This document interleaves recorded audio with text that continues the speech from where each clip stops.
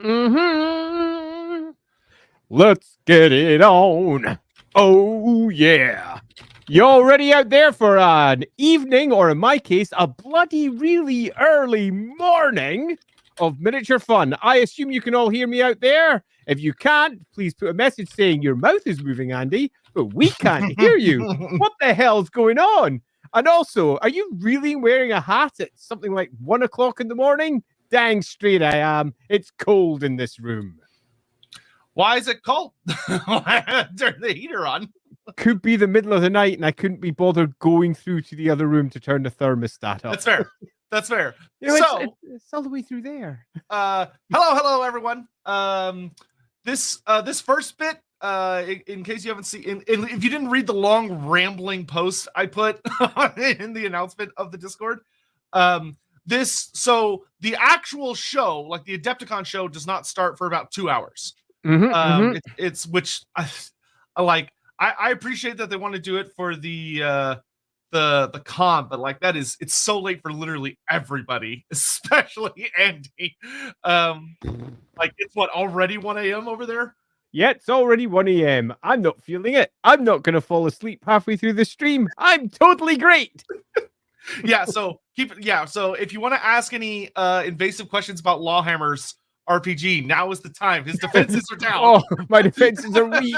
Also, I'm currently a very, very happy man right now because apparently a little birdie has told me the game that I've been touting at you all for the last wee while is about to go through the factory. It's finally about to actually hit the point where prints actually occur. So I am beyond excited because that means that we're going to have ourselves the actual pre-order up very soon. So yeah, I'm a happy man. Woohoo!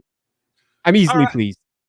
So, the way this is essentially going to work is that we're just going to kind of have this be a casual sort of hangout, but we figured because we haven't because Who Would Wins are kind of in the chop shop at the moment, and we're making some various edits, and we've actually had some really cool thought bubbles about that, and we're excited for when we can present to y'all the new format and everything. We're basically going to do is we're just going to kind of watch the chat casually and answer questions as they come up. Obviously, if someone decides to do a super chat type thing, that will obviously grab our attention. And if people are asking a ton of questions and we're like struggling to keep up, what we're going to do is for super chat questions, we're going to make sure we answer it in depth. And then if it's kind of chill, we'll answer, the rest of the questions well, but if it's like flying by, we're just going to give you Cliff Notes answers. Thanks, mate. Yep. Yeah. So if you're like, hey, I want a really detailed answer on X, then doing it in a super chat format is going to be the best thing. And you should really do it over on the Lawhammer side because he's the one that's staying up so fucking late. So you should put it over on the Lawhammer channel sweet instead of the Sotek channel. Just it's only 8 p.m. It's great. Like I entered did laundry and all that stuff.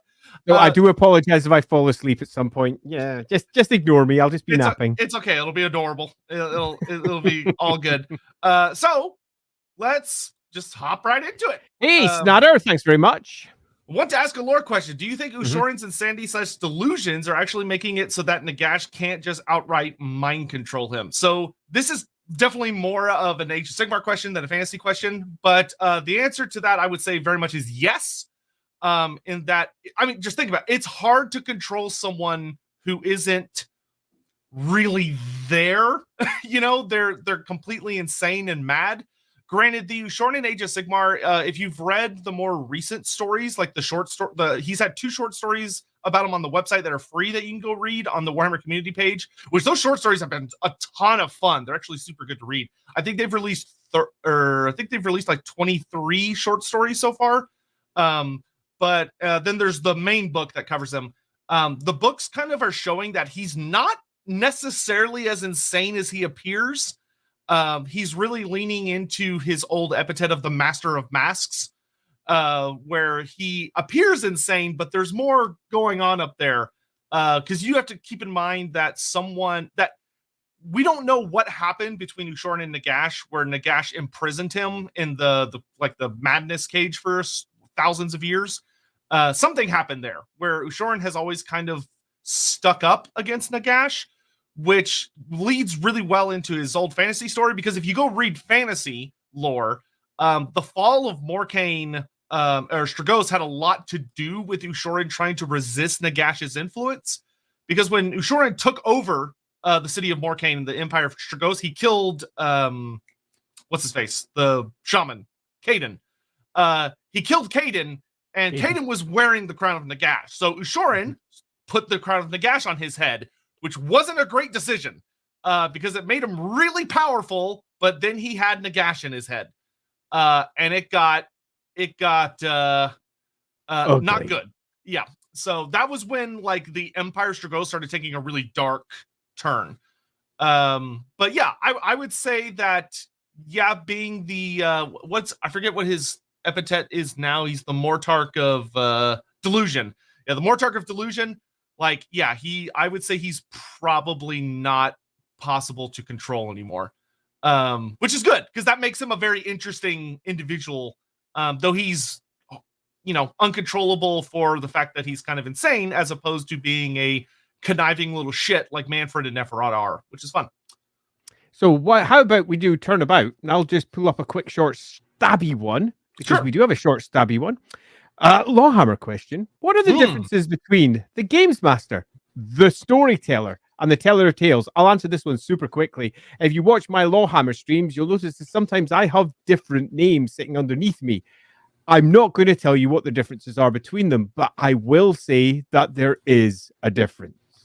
That, man, Richard, that's a hell of a... I didn't even notice that. I never noticed that was good like spot. that. Just for those of you who haven't been watching my streams, you tend to find that there's lots of little mind games going on in the background.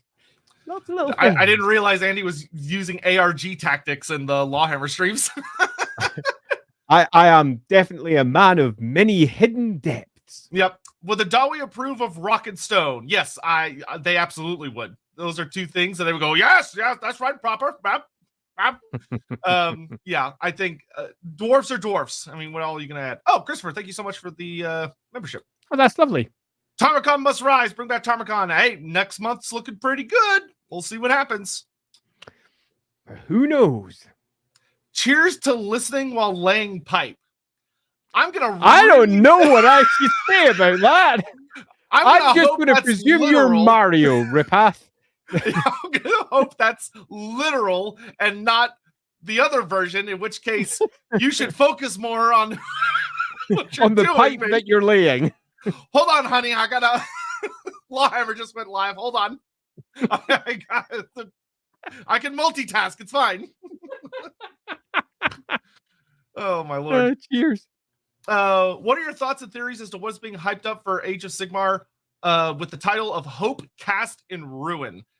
So I don't think this one is going to be a huge mystery. So the Stormcast Eternals, there are several chambers. Like there's the Extremis chamber.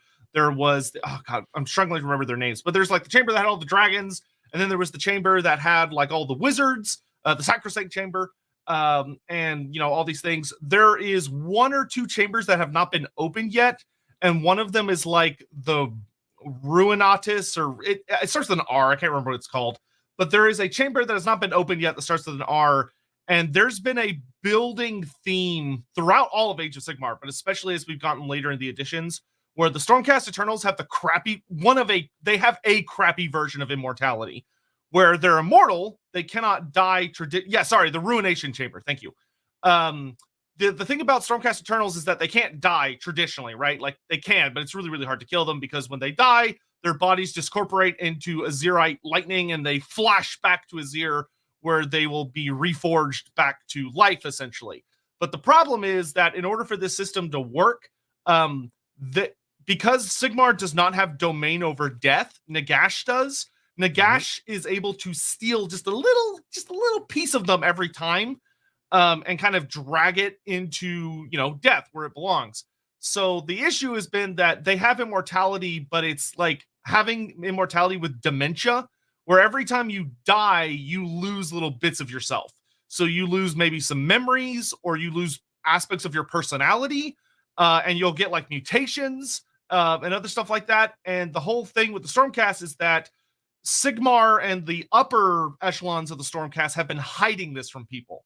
So they've been hiding the fact that the Stormcast, the reforging process is flawed, and have been trying to find a way to cure it. That was one of the big storylines in second edition, was that the Sacrosanct Chamber was running around trying to find a cure for this flaw.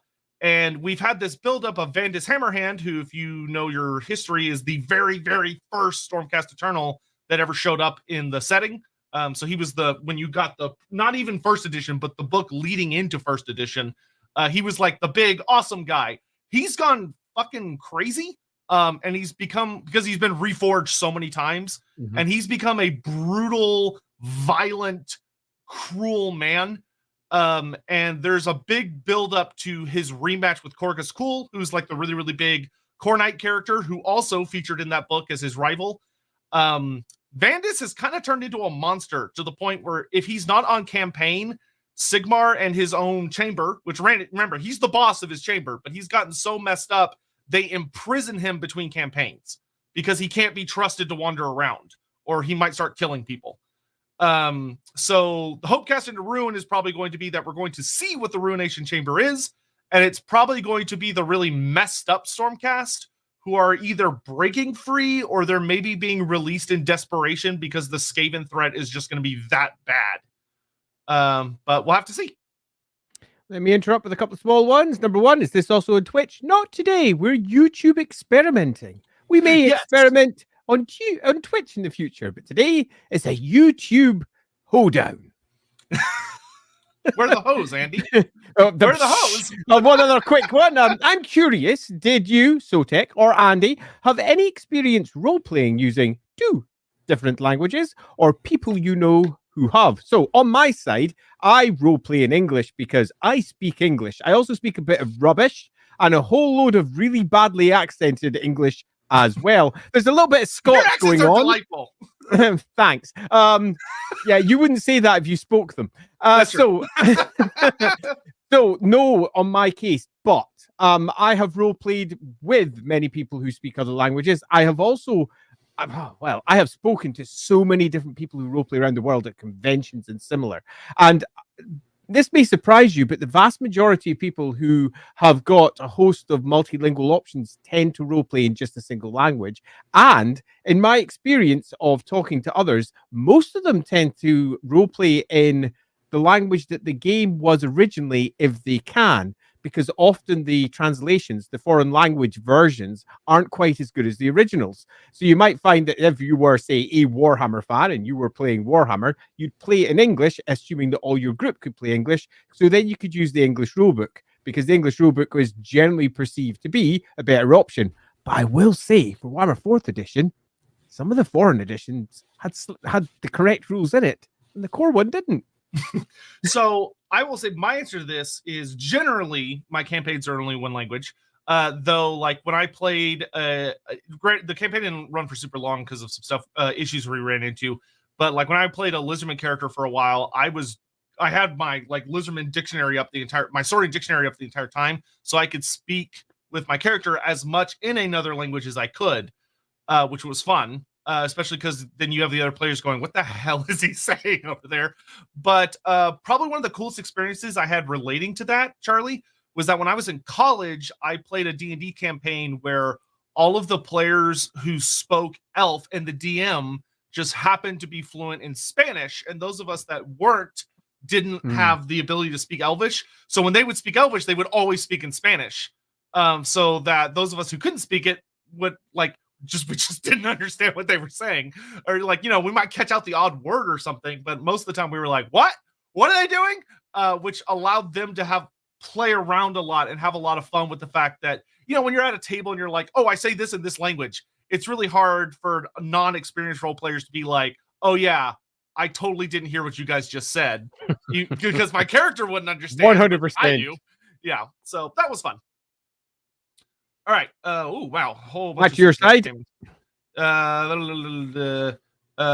And I just want to say I appreciate y'all making sure you're doing these on both chats. Really do appreciate. Make sure you prioritize the Longhammer chat. But yeah, thank you.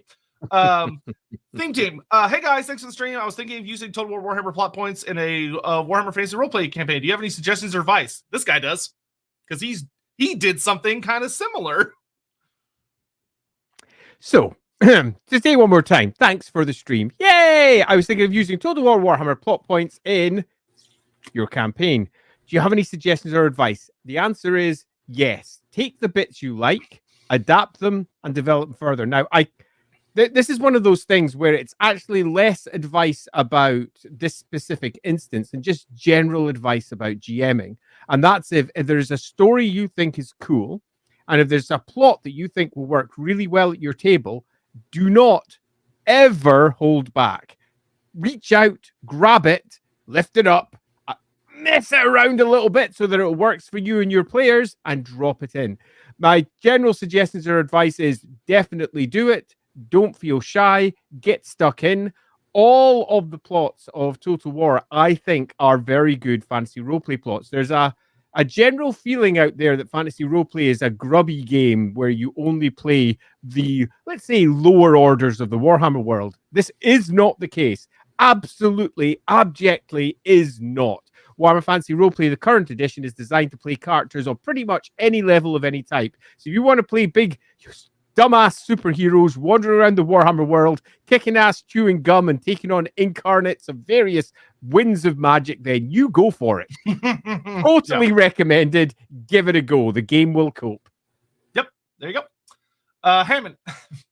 Andy, can you do your best Mimir impression and say, Garm, great bleeding hells lad, you freed Garm in a panicking and slightly angry voice, please? Sadly, Hammond, I can't remember what he looks like. So what I'd like you to do is hold that. Did I say looks like? Sounds like. Is hold that. Looks like. I actually do remember what he looks like. Hold that. I'll go back and I'll bloody get that game booted back up, play it a little bit, and then go, right, yeah, got it. And then I will do that, and it will be terrible. There you go. Dr. Bloody, where's the episode on the two least controversial and beloved humans in the history of Warhammer, Elspeth and Gelt? Well, Elspeth... I love Elspeth. Yeah, there's actually a pretty good chance, if a lot of the rumors and, like, frankly, obvious predictions about Thrones of Decay are true, you'll probably see us chatting about Elspeth very, very soon, probably in the next month or two. Gelt, we've already said that there will be a big Gelt stream once the Lawhammer channel reaches 10K. 10K. And it's ticking along quite nicely. We're up to about 5.3, somewhere around there. So we only have another 4.7 to go. Do press subscribe if you're currently watching over a Sotek's channel and haven't done that really nice kind thing where you have subscribed yet. Subscribe there. Come over to my channel. Subscribe there too. Also, please like the streams. We really appreciate it. Thank you very much. Mr. Pig, chances of something like Ma Gruntas ever showing up in fantasy, I want me some big pigs. With the way GW is currently acting, I would say not possible at all. That might change in the future. The Gorgruntas would be fine in fantasy, to be frank. Like, very large pigs are already a thing. Like, Gorgruntas are not that dissimilar from the Razor Gores of the Beastmen, and Razor Gores are a well-established fantasy creature. So, like, oh, there's a tribe somewhere in the Badlands that, for whatever reason, has especially horrifically large pigs. All right. Like, yeah, that's not a stretch at all. Yeah, it's not only not a stretch, it's a perfect fit, and it's something that could easily be ported over and probably should be in some form, even if it's just using the models for one thing or another. I shall drop in with a slightly different one here from Living Legend. I had a question about the winds of magic. Do certain winds oppose or complement the other winds? Kind of like elements in Avatar. The answer is yes, but.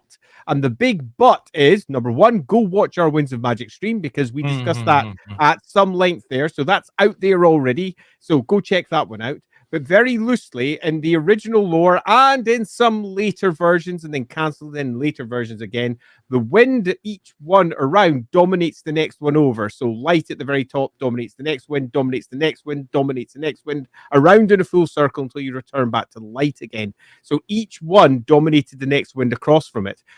So the answer was yes. Now, the complementary ones was a matter of deep philosophical debate rather than actually codified into the rules. It was codified into the rules that certain winds dominated other winds. It wasn't really codified properly that they complemented. Although in some instances, it was the ones that were directly opposite that stood as an odd complement, or just whatever the heck the writer at hand thought would be cool. And that is sadly the rule that often applied.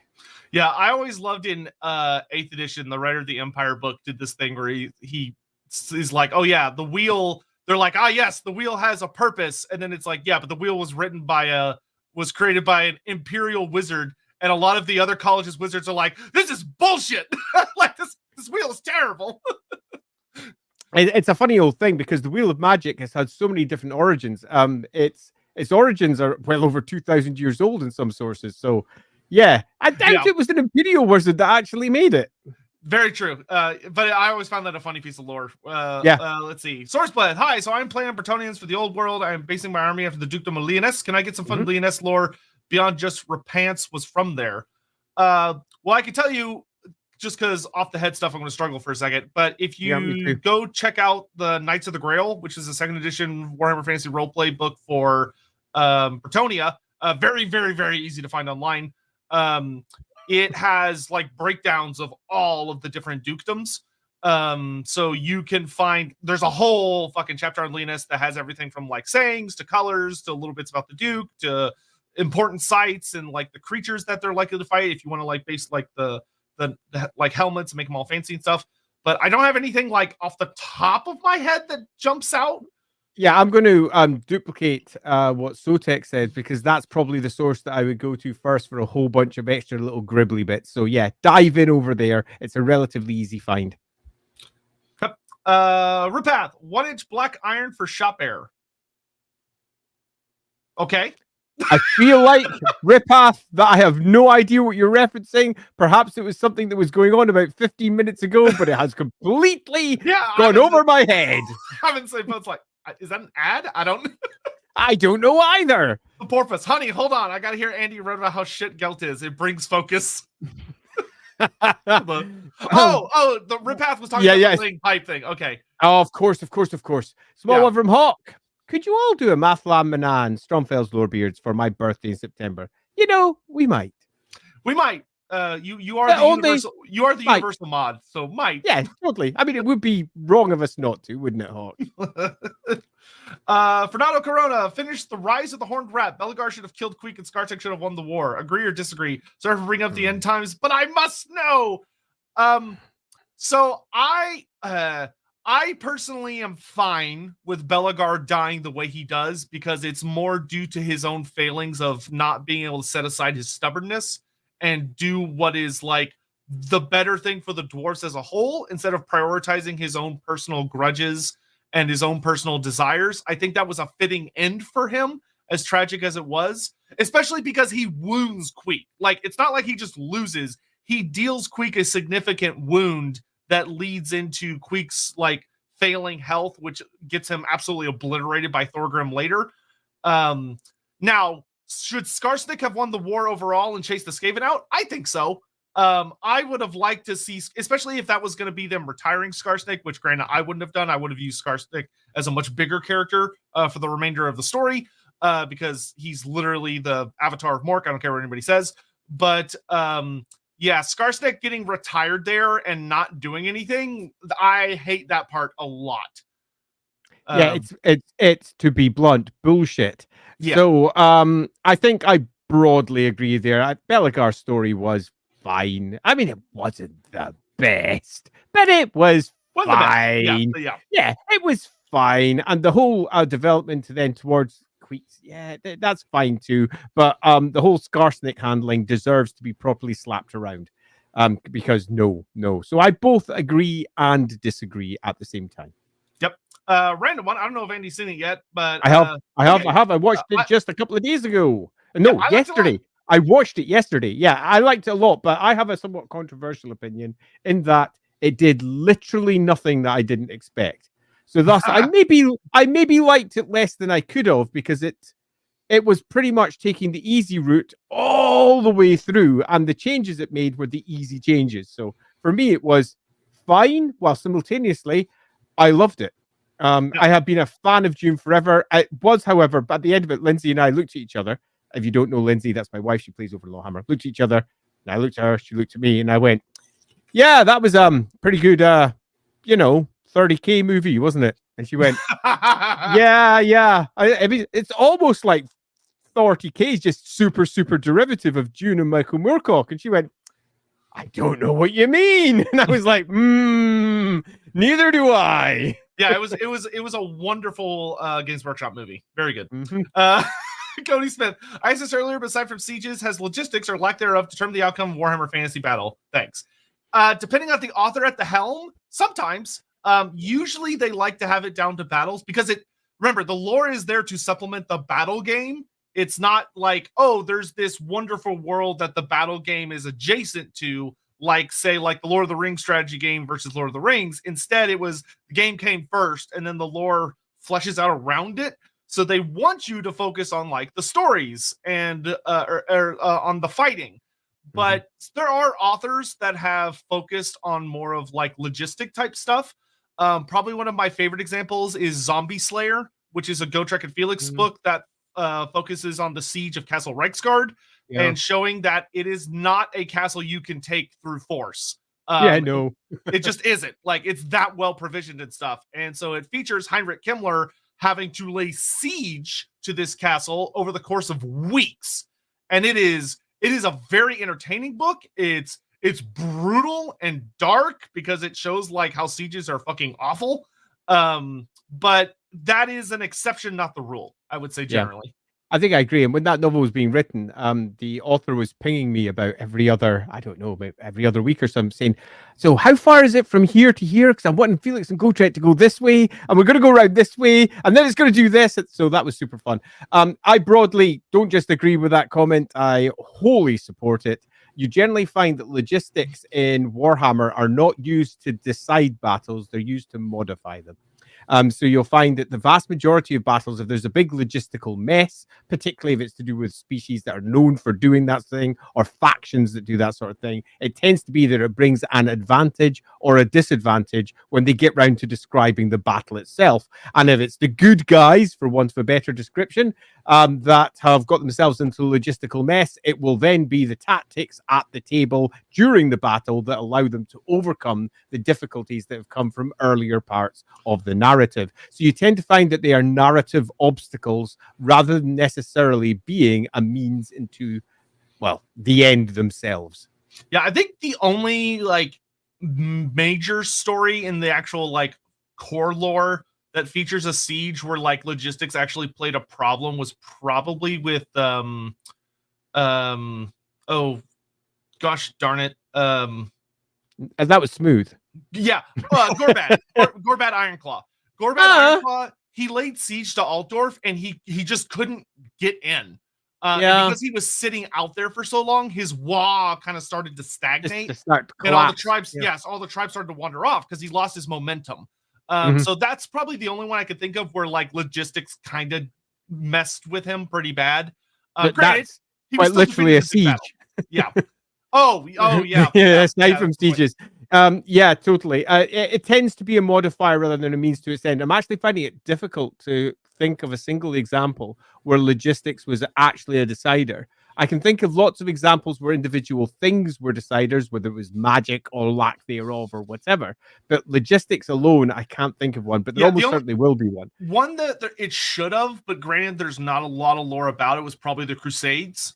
Like they vaguely talk about it, but there's like virtually no details. Hardly. I mean, if you take a look through all the Crusade material, it tends to be just a gung-ho charge, a gung-ho charge. Look at us win a gung-ho charge. This definitely isn't us just killing lots of people down in Araby.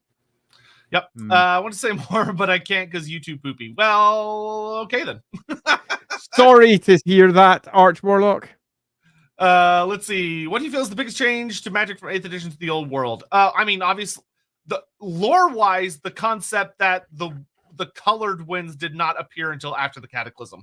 That was huge. Yeah, you'll find that if you go into the background of the Old World book, it has a lot of fundamental changes in terms of how the Winds of Magic were created, in terms of how the Winds of Magic are now experienced as well. So different, in fact, that we discussed it at some length with a certain amount of, really? They've gone this way, particularly because it has overwritten some older tales where quite clearly there was the Winds of Magic before the Cataclysm in one fashion or another. So to see that completely unwritten and the threads of the winds to rise post the Vortex was, I think, stunning. Obviously, the magic itself is portrayed in a very Warhammer Fantasy Roleplay First Edition or Warhammer Fantasy Battle Third Edition fashion, in that they've used those old lists, mixed in a couple of other lists that got added later to plug up some gaps, and then went with that. But nevertheless, behind all of that, the magic system is not really that different. They have messed around with some of the spells in a way that, if you actually think on it, makes zero sense at all. But let's just not think about it too much. And if you don't think about it too much, the changes are relatively light. Andrew, is it very rare for dwarfs to have multiple siblings, i.e. would a family with 3 or more kids be viewed as blessed/lucky? No, actually, I'd say the opposite's almost certainly the case. We had a loose discussion, or at least Sotek and Lindsay had a discussion about this when they were doing the Elf stream. So go check over in Sotek's YouTube channel back in the past, and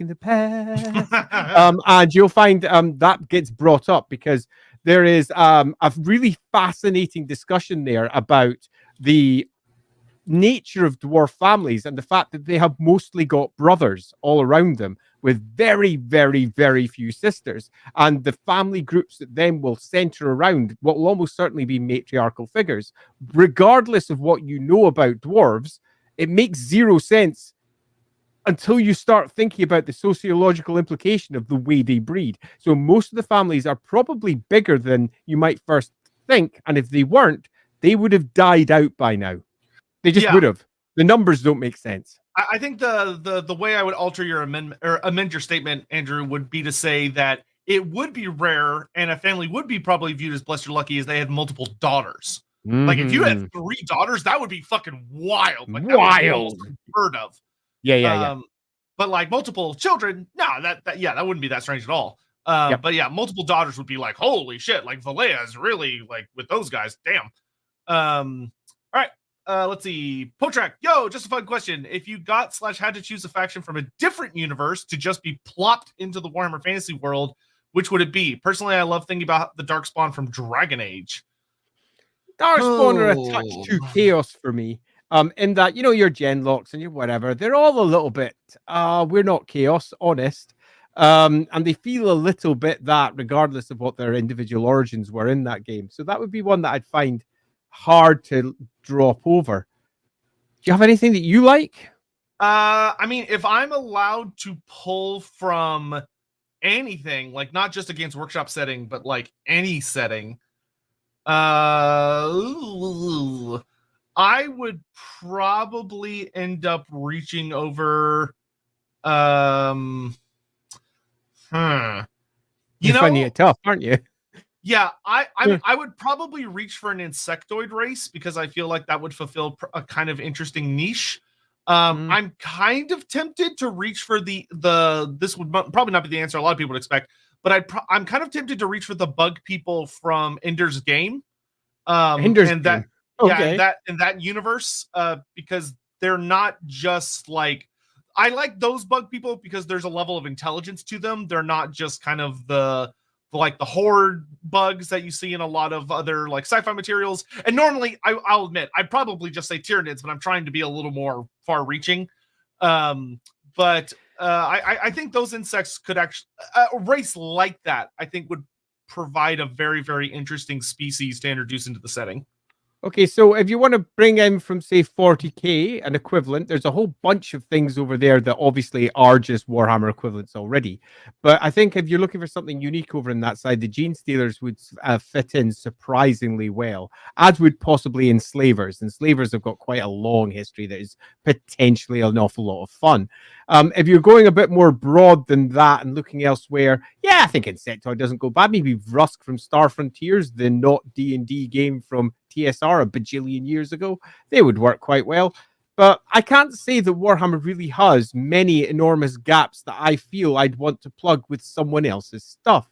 I would much rather, I think, plug it with stuff that had been uniquely created for Warhammer. Because one of the great problems of Warhammer is that it copy-pasted everybody else's stuff already. So it would be nice to have something that is, for example, a really nice new equivalent to an African-based, not just civilization, but big empires down there, or some new North American-based one, or something that was a little bit more than just, Koresh is all of Asia because we're really from the West and we don't understand that there's multiple cultures over there. It would be really nice for them to start fragmenting that up a little bit, because we all know the old world is very poorly fragmented already. The old world has got, about 5, 6, 7 cultures in it.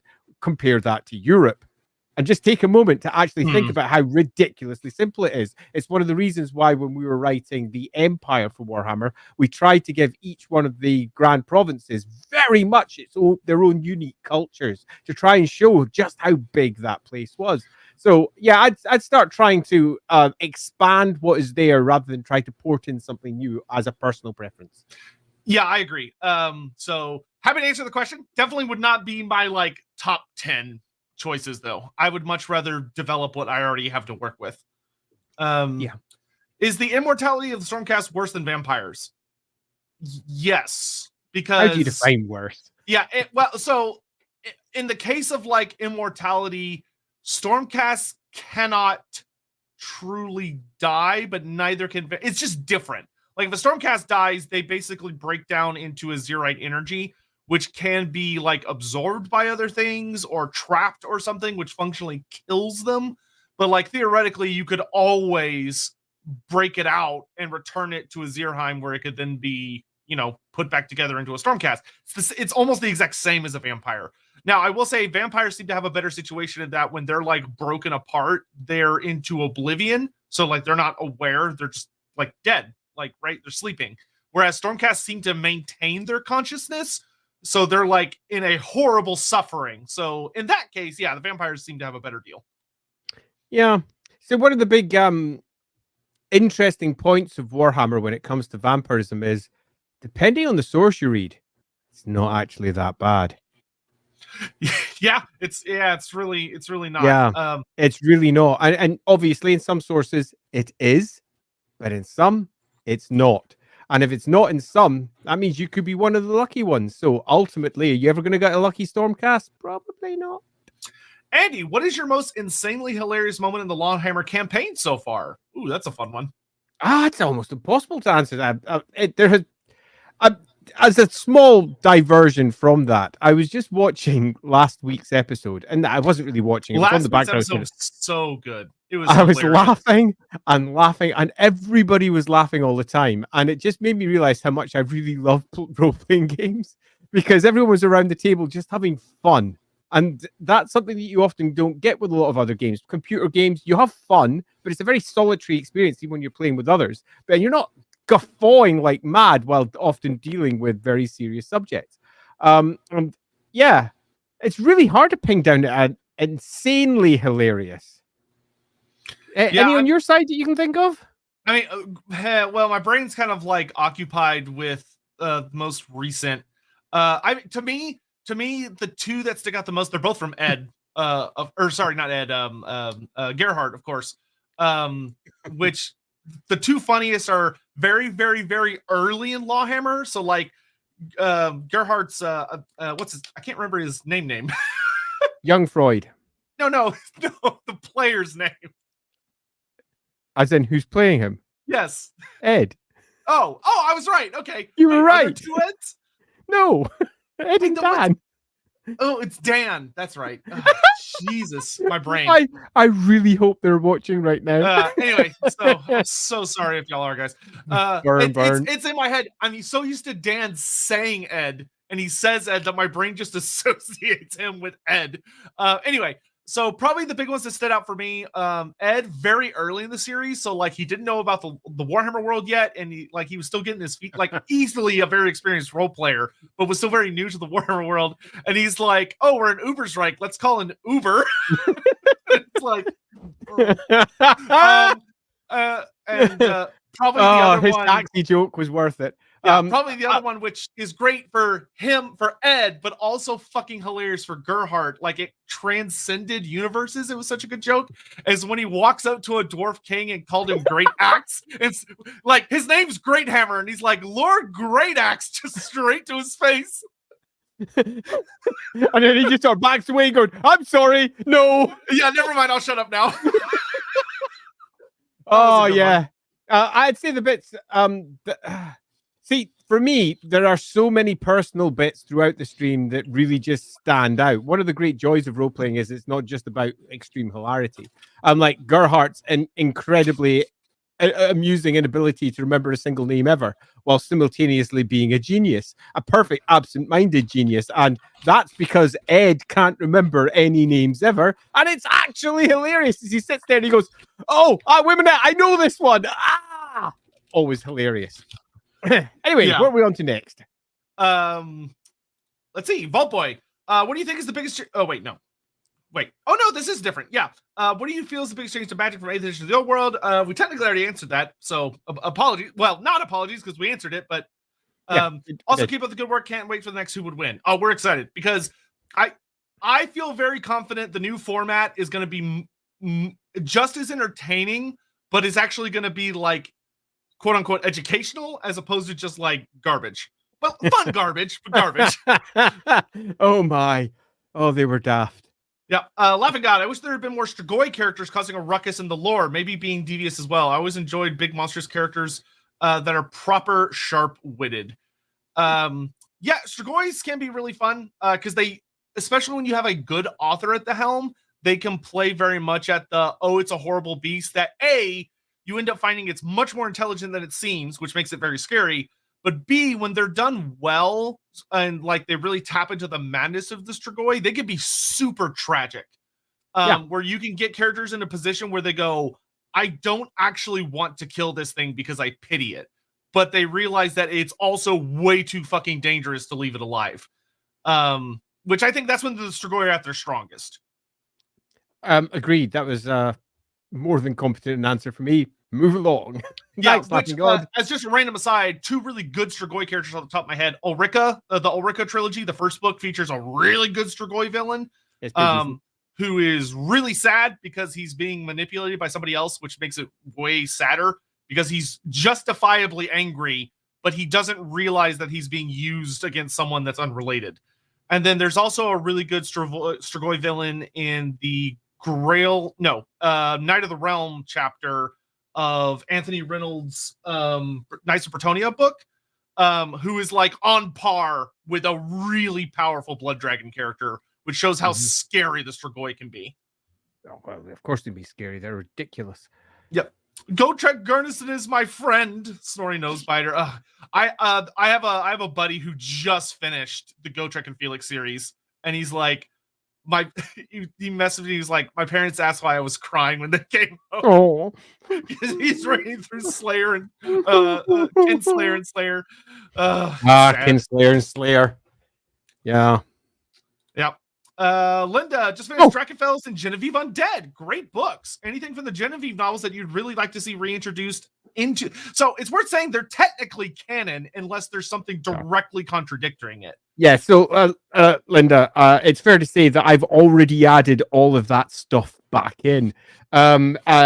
Drakenfels mentioned inside the lore, Genevieve re-mentioned inside the lore, various characters from there, whether they are, for example, Detlef Sierk or Rosanna Ophuls, or indeed even Johann von Mecklenburg, all of them have been mentioned at one point or another inside the current spate of books. So there's actually very little that I would need to reintroduce because they're still all there. The books themselves are super old and they've been re-edited a couple of times to bring them up to date. So Genevieve's bloodline got sorted where previously in the earlier books, it just was not the way it is in the current books.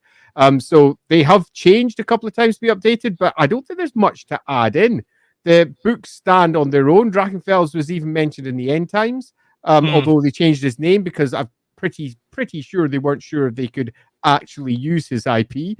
So they just renamed him. He's the Nameless. And I thought they used the Nameless literally terribly. without any real understanding of how that character would act or could act. But regardless, he was still in there. So yeah, all those characters are out there, and that's great. Plus, if you do read any of Kim Newman's other books, Kim Newman did not only some books for Dark Future, which was one of Games Workshop's old properties. You'll find Drakenfel's character is in there, believe it or not, and that's in an alternate version of our world, set around about now in a dark future. Hey, it was the 80s. We now live in the dark future. Hey, I've seen politics. We pretty much do. But not only that, if you go and read his Victorian books, they draw upon classical literature all over the place, and they have Genevieve in them. So there's actually several more Genevieve books out there if you want to go see what Genevieve's adventures were like across the streets of London, because you can. Yep. I think if I was going to do anything, I would really love to see a more modern take on Drakenfels, where you keep him just as unique and crazy, but kind of update his like origins and like the source of his powers and stuff to kind of fit better within like more modern systems.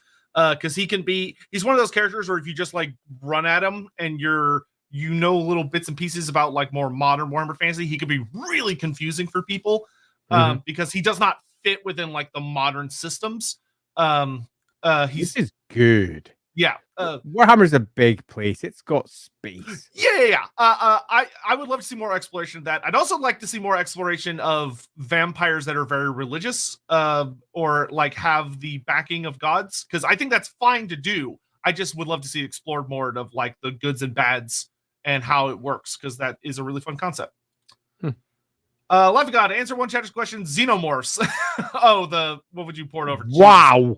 That's not so far away from Gene Stealers, because Gene Stealers are just Xenomorphs anyway. Let's be honest. Just Tyranids. Yeah. Andy and Sotek, how do you feel about Xenomorphs in Warhammer Fantasy? It'd be fine. I once again, I'm with Andy that I would much rather develop what we already have and try and work on original concepts. Yeah. And pull more.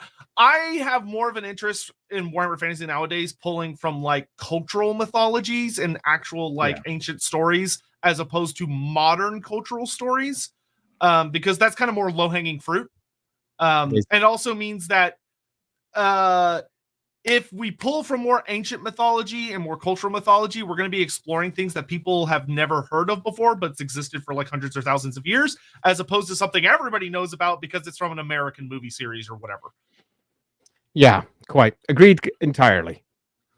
Speaking of the bug people from Ender's Game, Lizardmen are basically Warhammer Fantasy's EU social insect race, right? I suppose. That's a way to look at it. Think of the bugs from Starship Troopers as well, maybe more the novels than the movies, but yeah, not entirely dissimilar. The Skeksis from Dark Crystal into Warhammer Fantasy. I feel like those are basically just really stunted changers of ways, Lords of Change. Just mixed with Scaven. Yeah. It's a Skaven Zinch hybrid thing. Praise Kremlo, he came from space. Yeah, sure, whatever. We love Kremlo here. How would we implement Balkrag Grimgorson into the lore? So Balkrag Grimgorson, for those unaware in chat, being a undead dwarf that was introduced in the rather infamous Carrick Asgal Warhammer Fantasy Roleplay supplement, which introduced a lot of really bizarre shit. Did you have to, Hammond? Yeah. I will say it's not that crazy to have like, oh, there's some kind of horrible thing that's causing the dead not to be able to rest in an area. Or I would probably, I don't really tend to like dwarf undead that have sentience unless it's like ghosts not being able to rest in their tombs. Because that's They're too stubborn to die. They're too stubborn to die. That makes sense. Yeah.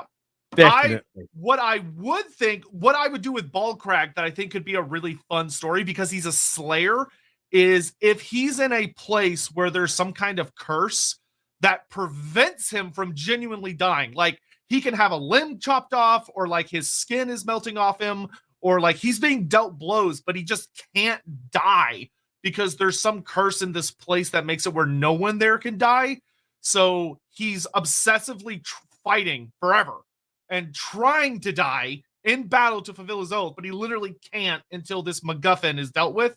I think that could make for a very fun thing to run into, but it's not great. I don't like it. In my opinion, I would just throw him in the garbage can and leave him there. But if I had to use him, that would probably what I would do, as opposed to like a Slayer who was dead and then got resurrected as a white. I don't really care for that. Yeah, particularly given the very nature of dwarf souls, it sort of doesn't make any sense, which means you have to create a unique situation. And the situation that was created wasn't unique. And if you're going to come back into it and attempt to create something that was ultimately daft, you're kind of left going, why am I doing this? Other than, oh, it's because it was cool and there was a cool story there. But there are already a whole host of the dwarfs are dead and they're carrying on cool stories that actually haven't been mined yet. And I'd much rather go down through some of the standard tropes, through some of the actual stories that dwarfs would tell about the ghost stories down their mines, et al. That I think has got much more appeal than just simply having a very crazy situation just to justify a character that was always, even when it was first published and literally within a week of it being first published, largely and roundly regarded as a complete mess up. Yeah, I would never advise anyone to read the Carrick-Ascal book. It's one of those books, like, maybe it has some flashes of okayness, but it's one of those books that's kind of like gone on to notoriety because people have put it like onto the wiki pages. So people look at it as like, oh, this is just as viable as everything else, right? And it's like, not really. not really. Unbaited Pizza, if there was a battle royale between each of the factions, common citizen, who would win? I saw this question directly from the Total War Reddit. I saw that. My ogres. Okay. Ogres would absolutely obliterate. Unless you're trying to cheat and be like, oh, well, a vampire count citizen has to be a count, right? Like, no, that's stupid. Obviously. Nah, that's stupid. Yeah, look, if you're just looking at the core units that you get in the army list, and we're just talking the core units, yeah, ogres. I mean, some elves you could argue, but they're going to get squashed. Yeah, ogres. Yeah, ogres.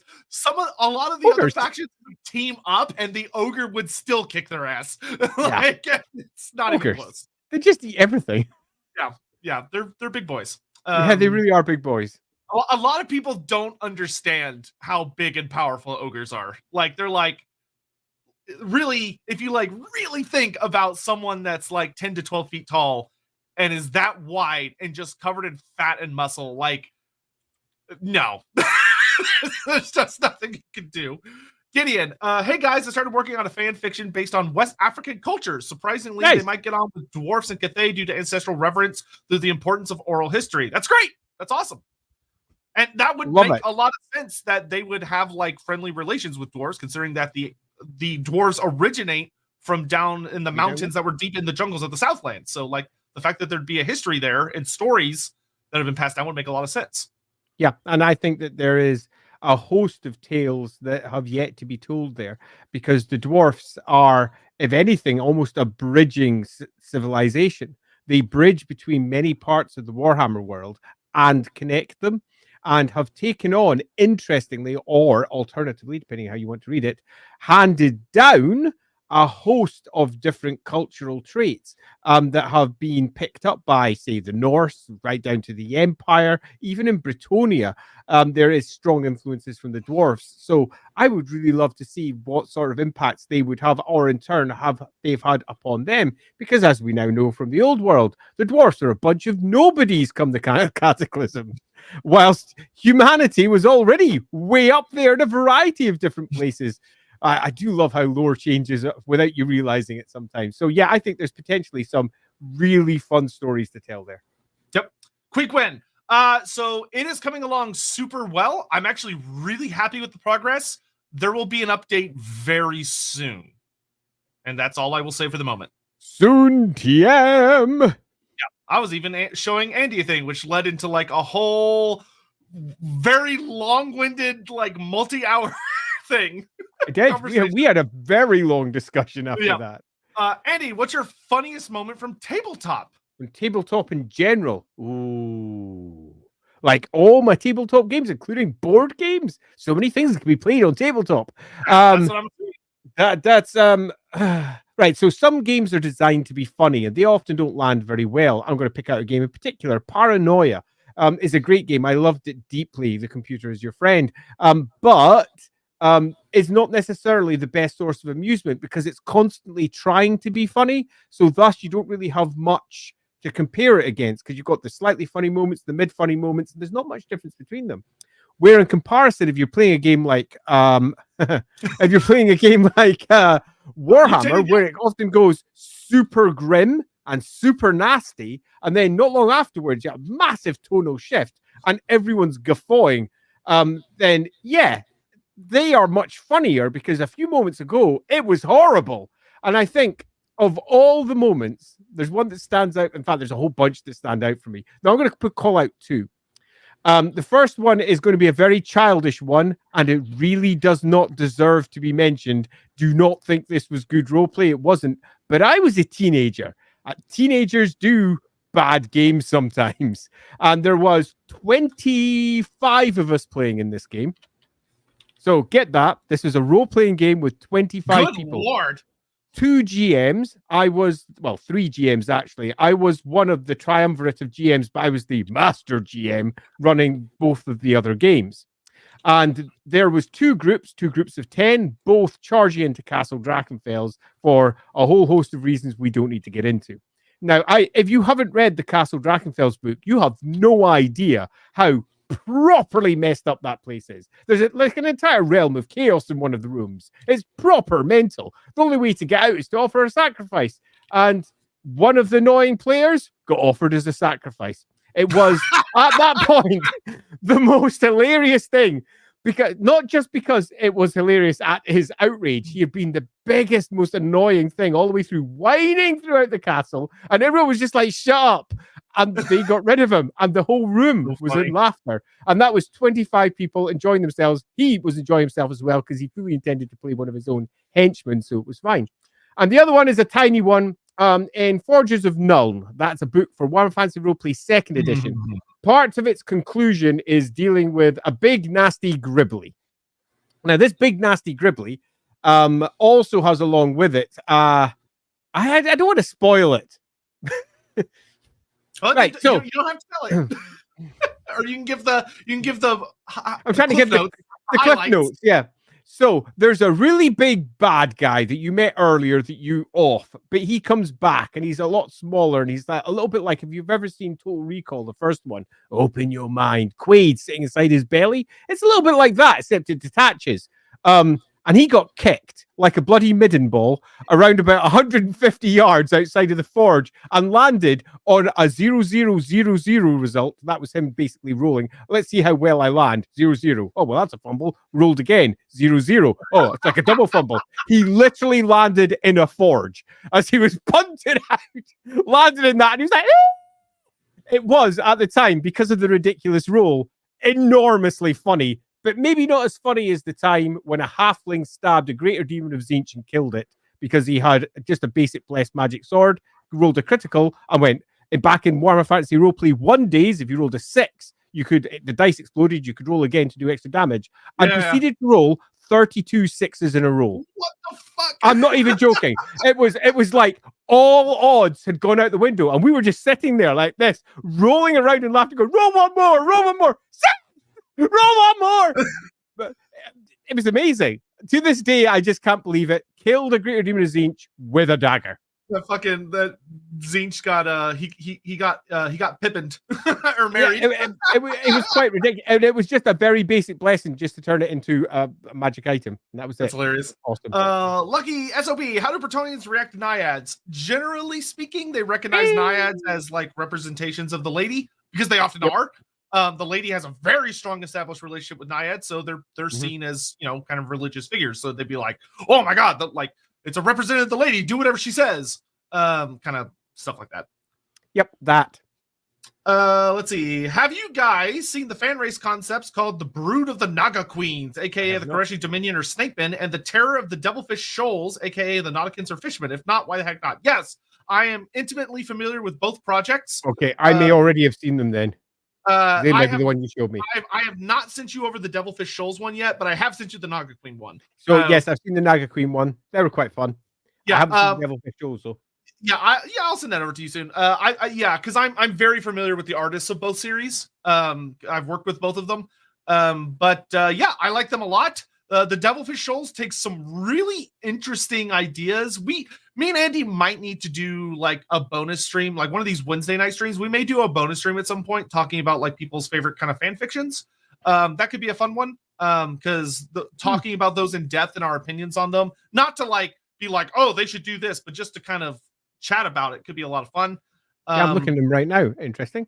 Yeah, but the Naga Queen one, I will say the Koreshi Dominion I really like a lot because all of the creators are from Southeast Asia specifically. So they took a lot of their own favorite like creatures and boogeymen and concepts to create the race while trying to remain true to the kind of what little bits we have. And they made some really horrific shit, which is really awesome.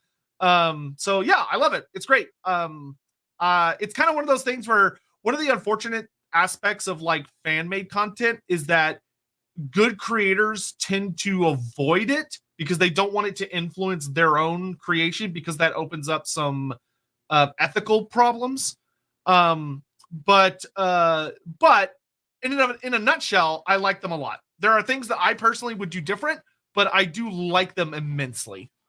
Yeah, I'd like to reinforce what Sotek said there regarding writers. Many of them not only avoid fan material, some of them just avoid all material because they don't want to be influenced by anybody else's stuff. They just want to have their own creative juices do it. After all, we're all geniuses. Why do we need anyone else? God damn it. Indeed, I was speaking to an author just at the weekend who said pretty much exactly that concerning fantasy books, had stopped reading fantasy books entirely because they did not want to be influenced at all by anybody else's work. They wanted to figure through all the various issues and problems for their individually created settings and species and cultures at their own pace without undue influence. So yeah, the more people create like this, the less likely it is it'll look like that when it's done. A little bit like George R.R. Martin and how he ended, or how the TV series ended certain ways. Or, hey, let's pull out a really good one, Gossip Girl. Now, there's one that you might not expect me to say, but Gossip Girl got a different end because the fans predicted the end that they were originally going to use, so they went with something stupid. I will say, if you're a creator out there and people guess where you're going, that means you've been doing a good job. Don't change it, you idiot. Yeah. We said this the other day. For goodness sake, nail it. Let your fans be happy. Have either of you read God Eater Sun? Not yet, but it is on my to-read list. I haven't yet. If someone managed to replicate how to make Witchers in Warhammer, how would you both try to make it fit one region / people / race as possible? So I've only played through Witcher 3. I did 100% it. I loved it a lot. It's a masterpiece of a game. Mm-hmm. Even though I will never 100% it ever again. I would only do the story on later playthroughs. I will say that to keep as true to it as I could, I would not tie them to any particular nation or maybe I would probably tie them to be human only. But other than that, I would keep it as broad as possible to make it where they're not able to effectively put down roots because they kind of have, I like them as a wanderer trope, especially as they're supposed to be outsiders, right? The less they're understood, I think the better their story is able to be told because it deals a lot with like the idea. If you move them into Warhammer, the thing you'd be butting up against, which I think could be fun to explore, is the idea of like a sanctioned mutant or someone that is a mutant that's kind of allowed because they're an overall good, which would introduce a fuck ton of problems in much of like the old world, for instance. So exploring that, I think, could be very, very fun. But they'd probably be reasonably similar. But once again, I wouldn't do that just because I'd rather work with what I already have in the universe. But if someone's holding a gun to my head and is telling me I have to do it, or in this case, money, or like if I had a player who's just like going into a Wolfrip campaign, he's like, I fucking love The Witcher. Can I please have a Witcher character? I would say, yeah, we can make that work. Something similar, like you're gonna be a mutant, but like people are gonna fucking hate you. Like, yeah. And the state is going to hate you. Right. So, I know The Witcher pretty well. I've read a good chunk of the books, not quite all of them. The translations are bitty. I've played all the games, and yes, 100% completed them, and done that with the third game 3 times. I am that guy. Yeah. Hey, I know what I know, and I like what I like. So, when it comes to this, I would immediately change the language. They wouldn't be mutants. Job one. They're not. They are changed by magic. They are changed by the nature of the rituals that they go through. They are a different type of creature. They are, in some respects, more akin to vampires than they are akin to mutants inside the Warhammer world, in that they've gone through a change which has significantly increased them. Would they fit into the Warhammer world? Yeah, sure, you could easily do it. Would I do it? Absolutely not. Not just because The Witcher itself is very like Warhammer, and by that I mean it's utterly derivative and taken from other people's IPs and copy pasted over like mad. Not just because of that, but because I don't like mixing my games up too much. Because why? If I want to play The Witcher, I'll go play The Witcher. If I want to read The Witcher, I'll go do The Witcher. If I want to play Warhammer, I'll play Warhammer. And they are super discreet. And whilst they may have many similar undertones, I'd rather not do it. But if I was to do it, I would not be making them mutants. I'd be looking at exactly what they can do, and I would be reinterpreting that within the lore of Warhammer as it already stands. And yes, humans. What book should you read for Khita stuff? She has a book that is purely focused almost on her. It's called Gotrek and Felix to the Serpent Queen. Or sorry, it's just the Serpent Queen. It's a great book. It's very fun. It's got excellent fight scenes. It's got some great drama, and the comedy is kind of top notch. It's one of the okay, maybe not one of the better Gotrek and Felix books, but it's a very good one. Yeah, it's good fun. It has some very hilarious, just like off-mentioned bits that, from a lore standpoint, would have kind of dramatic ramifications, but the writer's just having fun. So like there's a whole Fishman scene talked about, which is hilarious. Yeah, there is. So yeah, feel free to enjoy that. But yeah, Tomb of the Serpent Queen. The Serpent Queen. There's no tomb. My brain can't help it. Where would Geralt, Triss, and Yennefer fit in easy? See earlier answer, like they would just kind of fit into the world with some minor alterations, but wouldn't really change a lot, actually. Yeah, I mean, it would be super easy, barely an inconvenience. The magic system that Warhammer already offers can pretty much cope with most of what they have, including the agelessness, including even their change from being one type of person before they join up to being another type afterwards. Yeah, the colleges are much deeper and much broader than many people realize in terms of their capabilities. So I think they would fit into the Empire with ease. Yep. Do you guys think the Amazons will ever get a real focus, and what would you do with them as full faction or part of the Lizardmen, or what? They definitely should not be part of the Lizardmen. No. The last thing Warhammer should ever do is try to consolidate more potential races and factions into already existent ones and like bloating those. That's not good. They should avoid doing that as much as possible. And it also ruins the discrete nature of each one of those factions. It makes them less interesting by diluting them. Yeah, but no, the Amazon should definitely be their completely own thing. Do I think we'll ever get it? Not unless the old world does so well that GW abandons their current plans and expands them. Which I am working on a video talking about that coming out, probably not in the next week or two, but probably sometime in April. Yeah. Is it possible? Yes. What would I do with them? I would lean very heavily into a race that has maintained a surprising amount of Old One technology and knowledge, but it, like, because of the way they work, it's diluted in different ways than like the Lizardman has diluted it. And then I would probably have to have a very long sit with myself and editing from people that are smarter than me about whether they would be humans or whether they would be something adjacent to humans. That would be a really hard decision for me personally, I think. Yeah, the Amazons are kind of problematic in a variety of different ways, which is one of the reasons why they're often kept at arm's length. Just dealing with them is tough because they sort of do and sort of don't fit. And dropping them over in the Amazon was always a weird choice anyway. So yeah, Do I think they'll ever get a real faction? Not unless the old world is insanely popular, like makes Age of Sigmar looks like it should be pulling its weight more. And I can't see that happening. So that being the case, I just don't see it happening in the short or even mid-term. They would have to be expanding out with multiple factions at a significant speed and then moving from the old world to elsewhere and then working through lots of minor factions over there as well as they pull out tiny little new books for each one of those. And given the current release rate, that just doesn't look likely. There'd be a lot of hoops to jump through. That being said, they are a very modern and well-supported Blood Bowl faction, so there's that. They are. Yeah, indeed. I was playing Blood Bowl just a little bit earlier. And their modern mini range is super kick-ass. Like, I think the Amazon team came out like 3 years ago. So they have a very nice range. Thanks, Kelly. Have either of you read God Yourself? We have not yet. It is on my to-read list, though. I've heard excellent things about it. Like, I've heard it's a really, really good living in the shadow of chaos and what life is like there type book, which I'm looking forward to. If you could make a new Tomb King's character for their army, what would you make? I feel like there's a lot of potential here. New unit types are allowed. That's a very broad question. It really is. I think for me personally, I would probably want to lean into making a character that is a construct.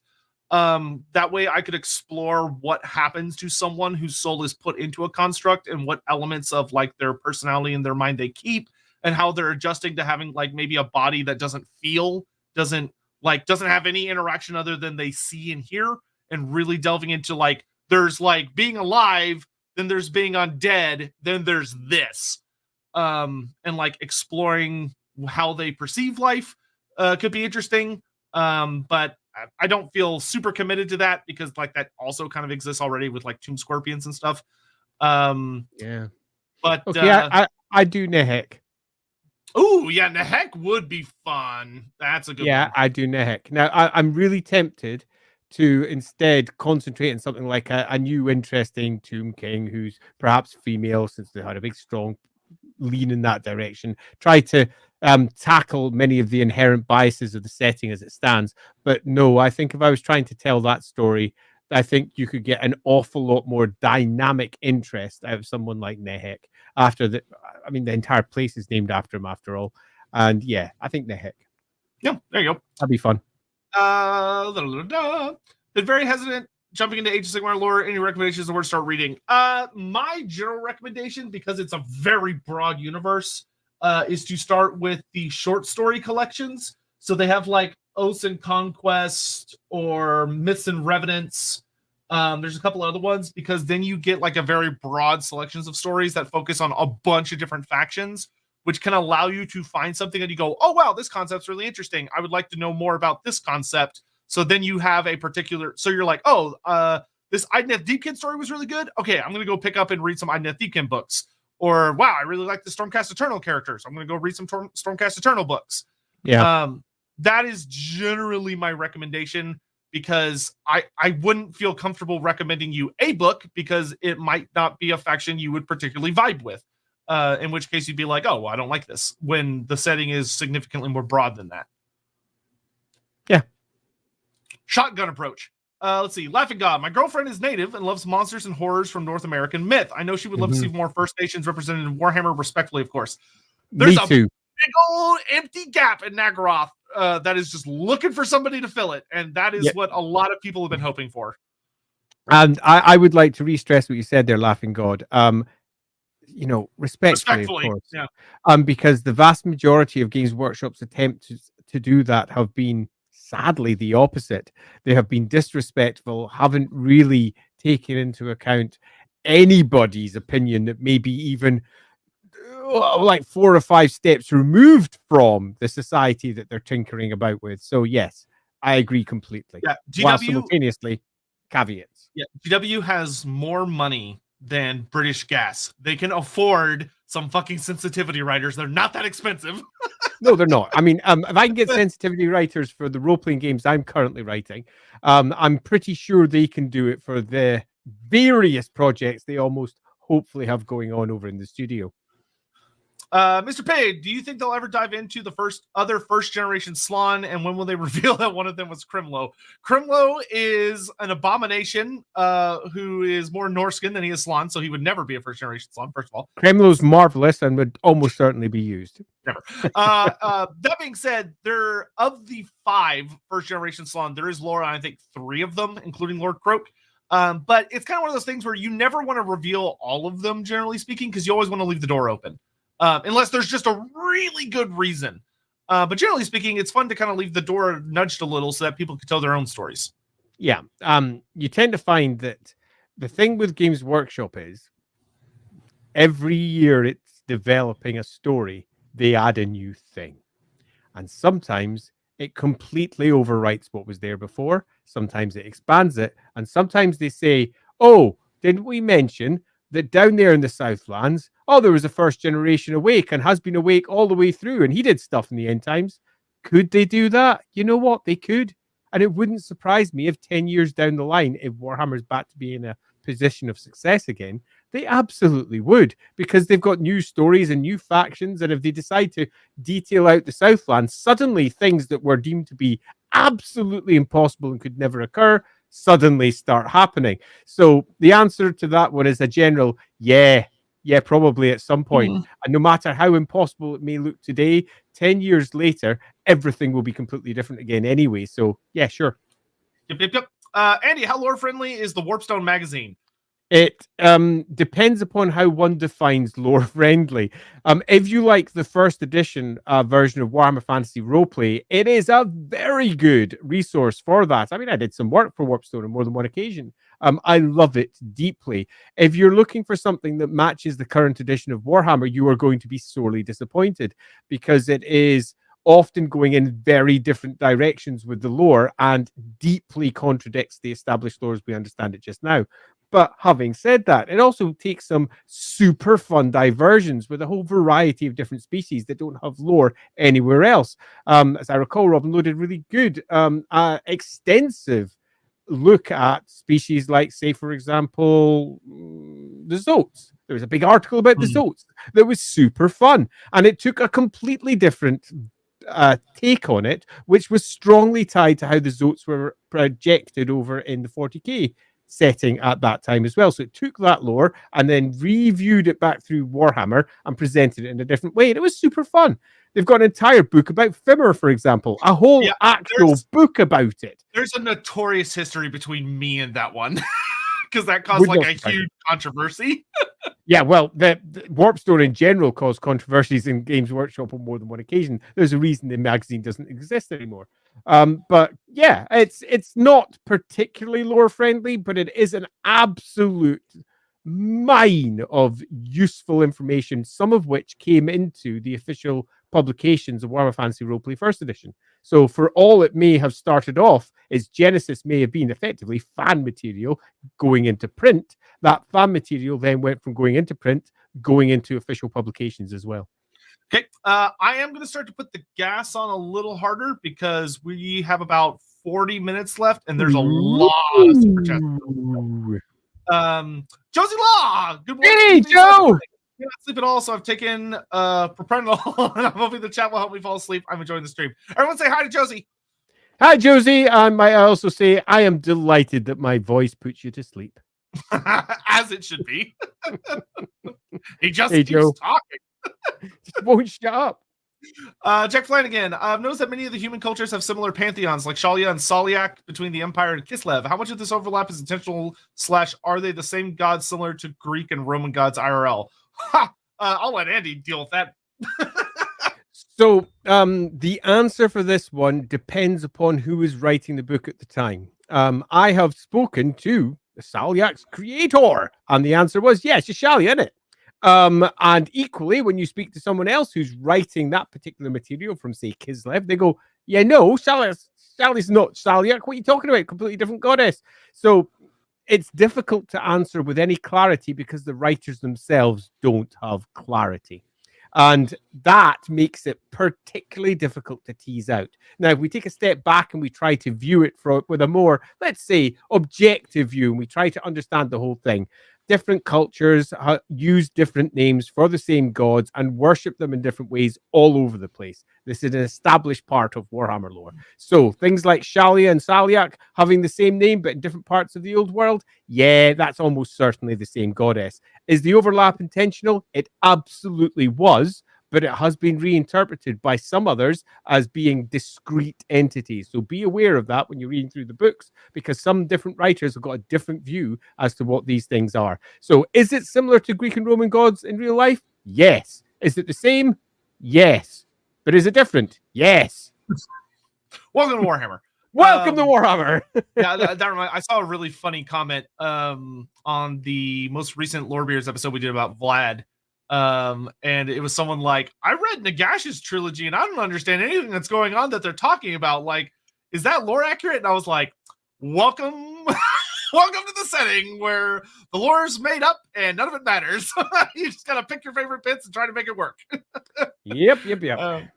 Hello, Andy and Sotek. Can you give me more depth to Khita and her character? Her sister gets more attention. The Tomb Queen should also be badass. So, fun fact, until the Old World, she was not Neferata's sister. She was her cousin. Yep. And the Old World, either on accident or on purpose, has made them sisters for some reason, which, like, all right, whatever. But as far as the thing that Khita, if you're looking into trying to understand her character quite a bit better, the thing that you really want to delve into on her is that, particularly in Undead, she is the flat out avatar of the goddess of vengeance. And she is a vengeful, nasty woman. Like, she's awesome. And she's very like, there's a lot of pride in her bearing, and she's very noble in a lot of senses. But her disdain for vampires and her desire to see them eradicated informs everything that she does, for good and ill. Which is a really, really fun aspect to her character. Like, she will literally, unlike many Tomb Kings, she will leave Nehekara and go travel to other parts of the world if she believes that it will offer an opportunity to track down and kill a vampire. There's a note, I think, in the 8th edition story about her even teaming up with Archon the Black once to kill a really notable vampire, where Archon's able to then steal the staff of Nagash while Khita's fighting him. And she's one of those characters that is horribly underutilized, because her obsession with vampires should have seen her much more active in many different parts of the world, like just showing up and attacking them and the people nearby, which would have made for a really fun character. But I think the important thing is that she is, like many Tomb Kings, something that a lot of people forget about them is that the Tomb Kings' vengeance is a very core concept for them. Oh yeah. Shut up, Andy.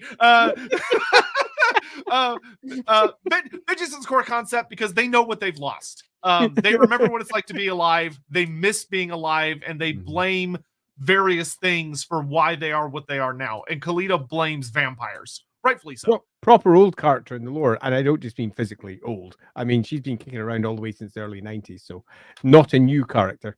Anyway. Yeah, I'm not going to do long answers. I'm going to be good. Go read the Black Library book. Brandy, my paw fell into no, I'm not going to torture Andy to force him to read things. My pal fell into a cement whisker the other day. He's a Wanu. Why? I don't. Hammond's I'm not sure what's going on there, Hammond. Hammond's training his Andy AI over there. Still loading. Howdy. I recently went over Sicilian myths, more Greek than Italian, and Warhammer Sartosans are scoundrels. In Greek lore, Sicily is the island of gods and the Cyclops. How do you reconcile with boring lore? Yeah, so still loading. Freaking agree. This is something that has long bothered me. All the way back in early Warhammer Fantasy Roleplay 2, there was a write-up for Sartosa done for a book called Warhammer Fantasy Roleplay Companion, as I recall. And I didn't like it. Now, it's not because it was written badly or it didn't match the lore. It kind of did. It was because it really made such little use of what was potentially a far broader setting.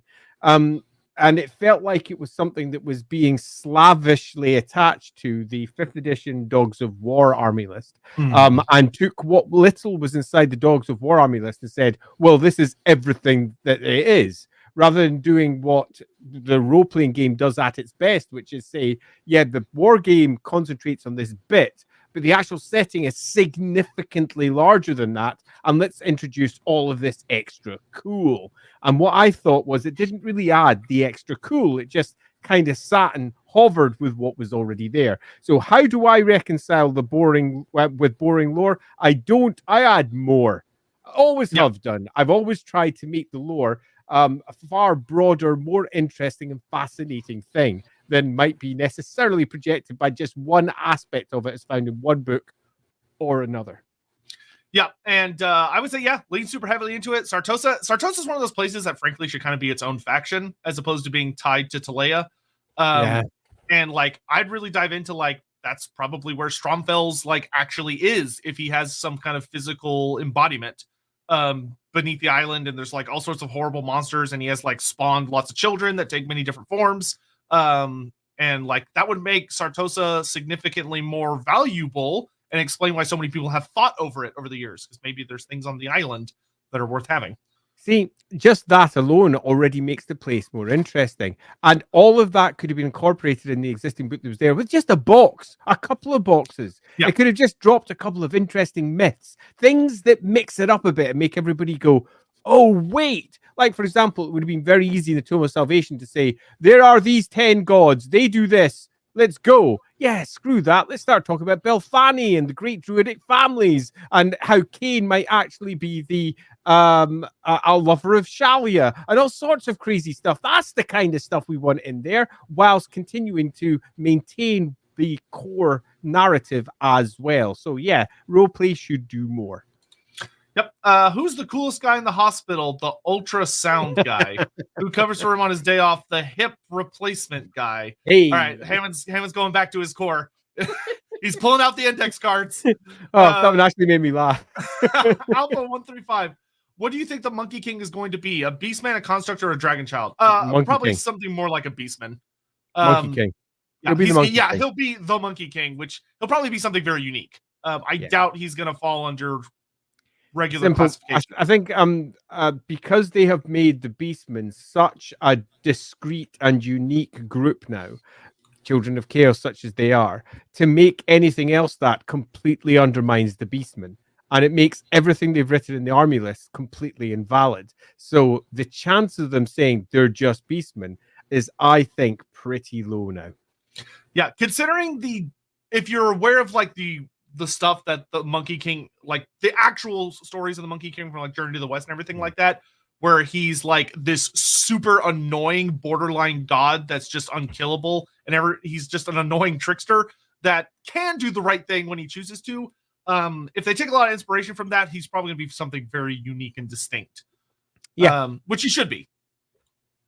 Let's see. The sequel to Silence of the Lambs will be shot in Glasgow. It's to be called Shut It Use. Shut it, use. Oh man, Hammond, that's bad. That's bad. Would druids or other life wizards be allowed into Athel Loren? It depends. More than likely, no. Have you seen the Azrai? Yeah. Okay. The important word there, Fanciful Beard, is allowed. So first, you've got to ask the obvious question: who is granting permission? And if the permission is coming from the Wood Elves, the answer is almost certainly, let's shoot it full of arrows. Because the Azrai are not welcoming to anyone, be they friend or foe. As far as they're concerned, I'm pretty convinced that their dialect of Eltharine, it's foe or foe. Everyone's a foe. It's shooting them down time. So it doesn't matter how akin the other various horrendous lesser species may appear. But no, they're going down. They're all tainted by chaos anyway. They're all mutants. They're the worst. Druids, kill them. Yeah, the only time I think there would be any exception is if you had someone like Naiath the Prophetess seeing something that the forest is communicating to her, where it's like, for this series of events to happen the way we want it to happen, this human must come here and they must learn something. In which case, yeah, sure. But I think that's an important extra to put on for every time we give a broad general comment, such as, this is not how it would occur. Individual circumstances are always going to trump that, because there's always a story where the standard is no longer going to apply. And that's where all of the great stories come from. When something comes along and says, yeah, this is what you normally do, in this case, you're not going to. And the conflicts that arise from that is what makes the story so much fun. Yep. Yeah. But like Andy said, 99% of the time, they're just going to get immediately shot in the head. Let's see. There's actually, as a reference to that, there's a really good quote from Vermintide that is like specifically related to that, where Corellia literally says something along the lines to Sienna of like, wow, you're a really accomplished wizard. You should go study with my sisters in Athel Loren so they could teach you more. And she goes, would they welcome? Would they allow me? And Corellia's like, well, they might kill you. And she's like, oh, great. What a, yeah, sure. I'll take you up on that, idiot. CO Necromancy, what do you guys think we'll see this Adepticon? Anything you're wanting to see? So they put out a couple little hints as far as like, we know there's going to be a new dwarf model, and it looks like it's the new dwarf shield bearer model, which me and Andy were just talking about. There hasn't been a new dwarf shield bearer since like the early 2000s, maybe the late 90s. Yeah. So that should be very exciting. And I'm really excited for all the new Skaven shit. There's going to be a lot of Skaven. Yeah, I love Skaven, so any new Skaven's always going to put a big smile on my face. You're going to see me squealing with joy. Yes, yes, yes, yes. It's going to be awesome. But yeah, those are probably the biggest things for me. Let's see. What realm would you lads like to see Age of Sigmar 4th edition open up? Does the hat foresee any new armies in 4th edition? I only use my hat for Total War. It's too dangerous to use for other settings. It might, the infection may spread. But as far as like the realms go, I would really like for us to take a good look into Olgu. Olgu it's a realm that has been present in a lot of the settings, but we haven't really gone there because they haven't focused on Malarian yet. And his shadow elves, the Umbralith or Umbraloth or whatever. So I hope that's where we're going. The Skaven have some pretty strong things going on over there. So I would love to go there and to get the Umbraleth or the Shadow Elves as a playable faction, because they're supposed to have a lot of very draconic themes, because Malarian himself has very strong draconic themes. So that would be my probably big one. Because like so far we've had a big focus on... Give us some scaly Malarian. Yeah, it's like so far we've had a big focus on Akshi, Shaman, Gairan, and Gur and Shaish. Hish a little bit. So like Azir and Olgu haven't really been touched that much. So either of those would be fine. Let's see. And I am genuinely expecting either the Shadow Elves or the Chaos Dwarfs for 4th edition. There's been a lot of rumblings about both. How would the Warhammer crew fare a Blood Bowl one shot or some equivalent? You say that like that's probably not going to happen with Midden Ball, to which I say there's no way that's not going to happen. I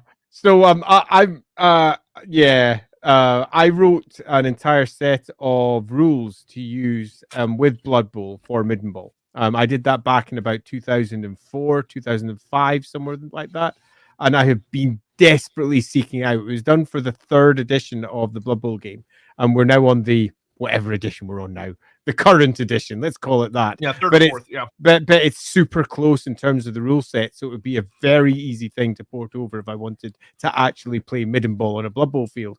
And I'm kind of half tempted to do that because it'd be a proper laugh.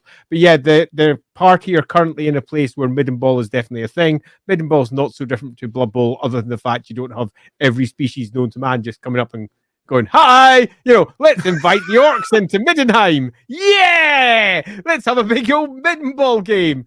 But yeah, how do I think they'd fare? I think they'd do all right in their own little way. Blood Bowl's a crazy little game. It's got space for everyone. Yeah, I will say I would love the idea of them somehow getting wrapped up and having to play Midden Ball, like the classic trope of like they're watching a game and like half the team gets taken out for some reason. They're like, we need emergency players. You 6, get your asses bring in Blind Fury. Yeah, Blind Fury. Yeah, he'll be the thrower. Give the blind man the ball. Give the blind man the ball. After watching the Hags of Kislev stream, how much overlap is there between the Hags and elf spell singers? How similar could an elf become to a hag? Probably not actually that much. Very, very little overlap, I would say. I'm inclined to agree. And I think that's both from the perspective of the original hag lore that I wrote and the hags where they currently stand. They are really quite dissimilar to the elf spell singers, although I will add they have got many similar outcomes. Yeah. But they get to those outcomes through completely different routes.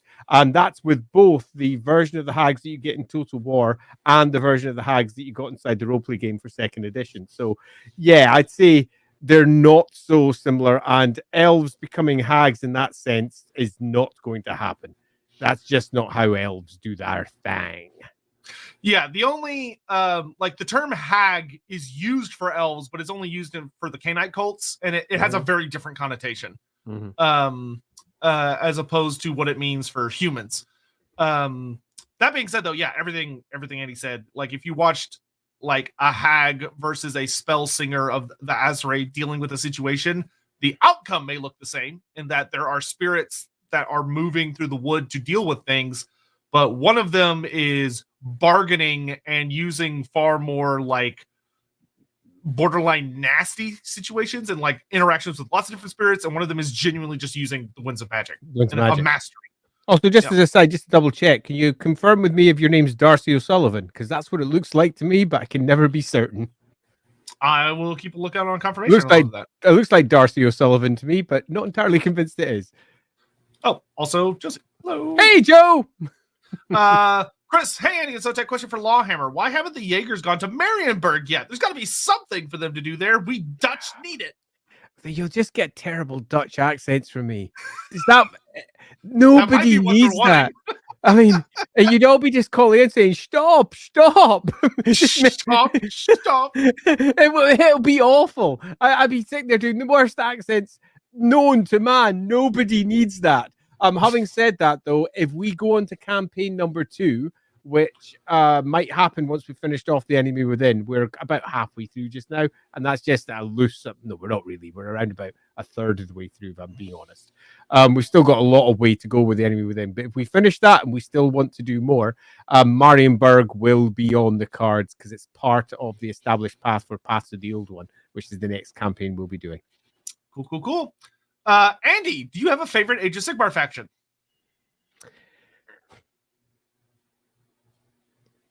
Yes, sorta. Yeah. See, I have this thing with Age of Sigmar where I can't help but attach old preferences to new material. So if you see the equivalent of Dark Elves, you go, hey, yeah, I like that. Look at Marathi. Look where she's landed. Yeah, I'll have me a bit of that. Although I hate her standing alone model. Think it absolutely sucks. Can't stand it. Absolutely despise it. The rules are so strong. They're so good. I'm sure they are. I've got the model over there somewhere. I've enjoyed some of the releases that I had in the Deepkin. They were pretty cool looking just because they were new and they were different, and that was somewhere that went in a different direction. Really disliked many of the models for the high elf equivalents that I've forgotten the name of already. The Lumineth, yeah. Thank you, the Lumineth. Really disliked the Techless model, whilst loving large chunks of the Marathi model, for example. But I don't really have a very strong preference. Pardon me. Don't really like the Stormcast because they're just Sigmar Marines, and you know I could argue they're not, and yeah, their lore goes in a different direction, but they're just Sigmar Marines. Yeah, their model design is definitely Sigmarines. Yeah, they really are. And I find it very hard to get past that. But that doesn't mean that I can't look at individual models and go, "Holy fuck sticks, that's amazing!" And many of them really are. So I don't think I would say I have a favorite faction, but I do have loads of models I like. There's a ton of the undead ones. It's bloody amazing. We know Andy really liked the new Moray Heg character for the Daughters of Cain. Yeah, well. Oh, sorry. He liked elements of it. My bad. Yeah, well, you see, the big problem was that I'd already made a character that was a Crone Seer about 2 years earlier, and I did have a little check into my computer log to see if I'd been hacked. Because it's like, seriously, Games Workshop, stop copying stuff out my brain. and I don't like the hair that's hanging over and the crown that's sitting out of it. I just don't think I'd enjoy painting that. But that doesn't mean that I don't love the whole concept of the model, and I'm considering buying it to convert it into something else. For those of you who watch my streams, you'll probably know what. Yep. Does Hashit have any non-Chaos War followers like in AOS? In Fantasy, not that we're aware of, but there's always exceptions to the rules. Yeah, and almost certainly, if they did a proper deep dive into modern Chaos Dwarf culture, you would find that there'd be a variety of the slaves that were there that would probably be worshipping that god. There'd be a variety, potentially of even greenskins and similar, that are completely established and sunk into the Chaos Dwarf society that turn to Hashut for one reason or another. However, that's often a little bit too complicated for the war game to deal with, so the war game doesn't delve into that. It's the sort of thing that really wants the role-playing game to go over there and go hack, and write it all out. Yeah, like if you were wanting to do a deep dive and really explore that, like exploring like the Iron Fist tribe of ogres who are known to have like a really strong alliance with the Chaos Dwarfs, because Hashit being a god of tyranny and greed, those are two concepts that appeal very much to ogres. So the idea that there would be some ogres that maybe follow that concept over the Great Maw is certainly possible. And humans are going to be humans. Humans are willing to worship or fuck pretty much anything that exists. So there would be somebody out there. Yeah, agreed completely. Nice question, Yeti. Thanks.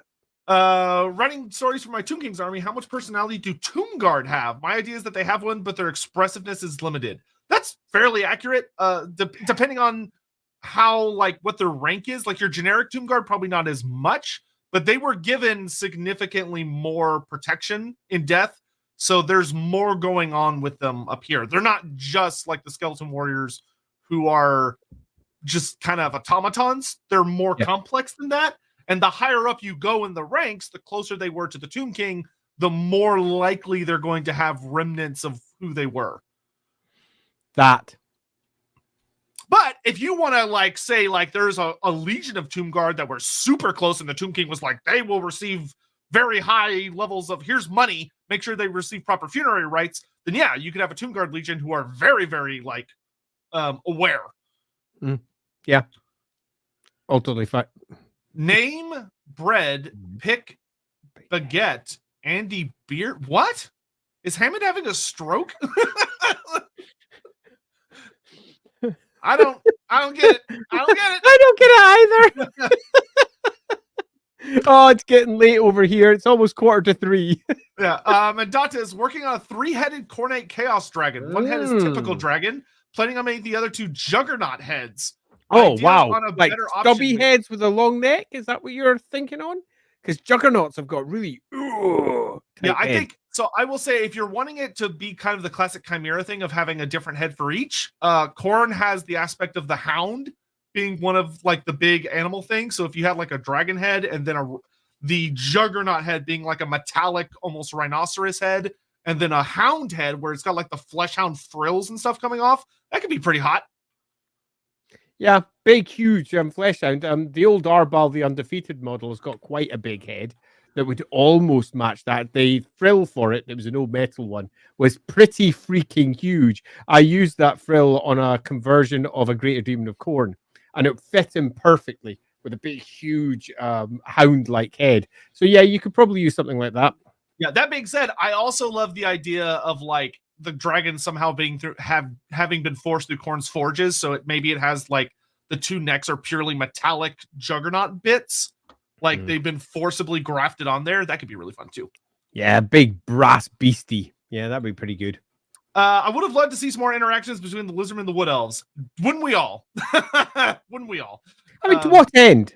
Interestingly, Godzilla, to what end? What would you be looking for in particular? Because the 2 factions are quite discrete and separate from each other. And beyond the, let's go through the past of the old ones or the world routes and hit each other for relatively weird reasons. I'm not sure that there is an enormous amount of interaction that would be, at least with the world as it's currently spun, that interesting. So you'd need to create a story to make it good. I agree. Yeah. I think there's definitely something that could be done there, but you'd have to work that out. Yeah, you need a good workout for that one. The beard thing happens every time I chat. LOL, love you guys. Oh, Fanciful beard. so I think when we brought his name up, we may have called him Fanciful Beard, but his name is Fanciful Fanciful Bread. bread. In which case, oops. Oops. Hey, Fanciful Beard. How you doing out there? That makes Hammond's comment actually make sense now. It makes so much sense. So much for Hammond's stroke. It was apparently us having strokes at this end. Lord Atreus finally caught a stream. Thanks for all the words you guys have given me. How likely is an Elspeth stream soon? Very, very likely. Definitely. I particularly, unlike Sotek, I actually really love this character. I like Elspeth. It's a meme, okay? I really like Elspeth. He hates her.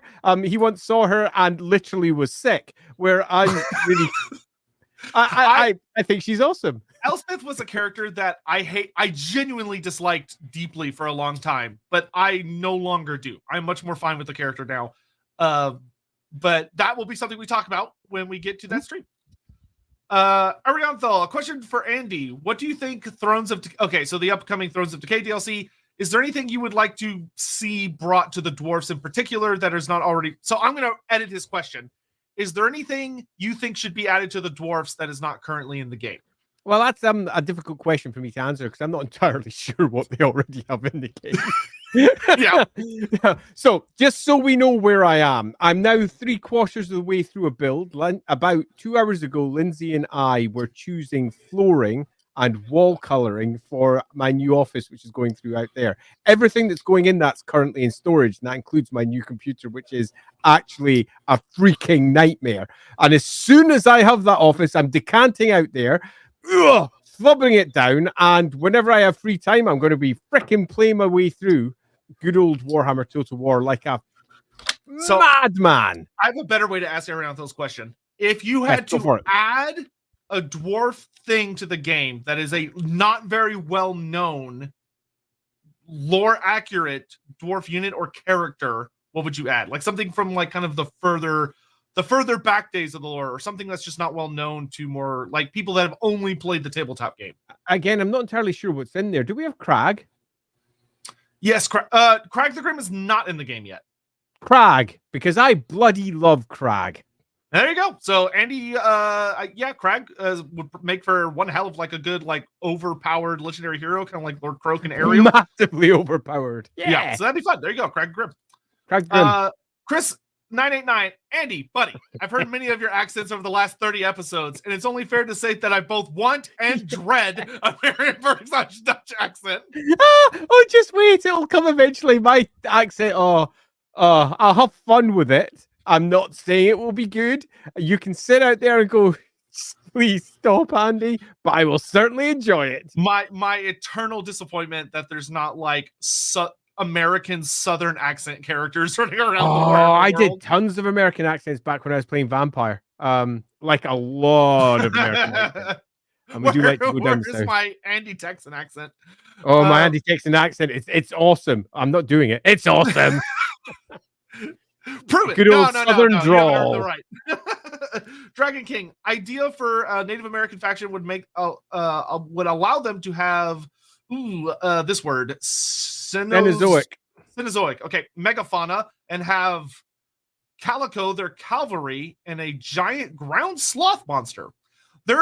Giant ground sloths are pretty freaking awesome creatures. Yeah, there's a lot of really kick-ass creatures that from the age between like dinosaur age and modern age that are not super well explored within Warhammer, but would almost assuredly exist somewhere. Like sometimes, like you got your mammoths in Norska, and you've got your saber-tooth tiger type creatures in the Ogre Kingdoms.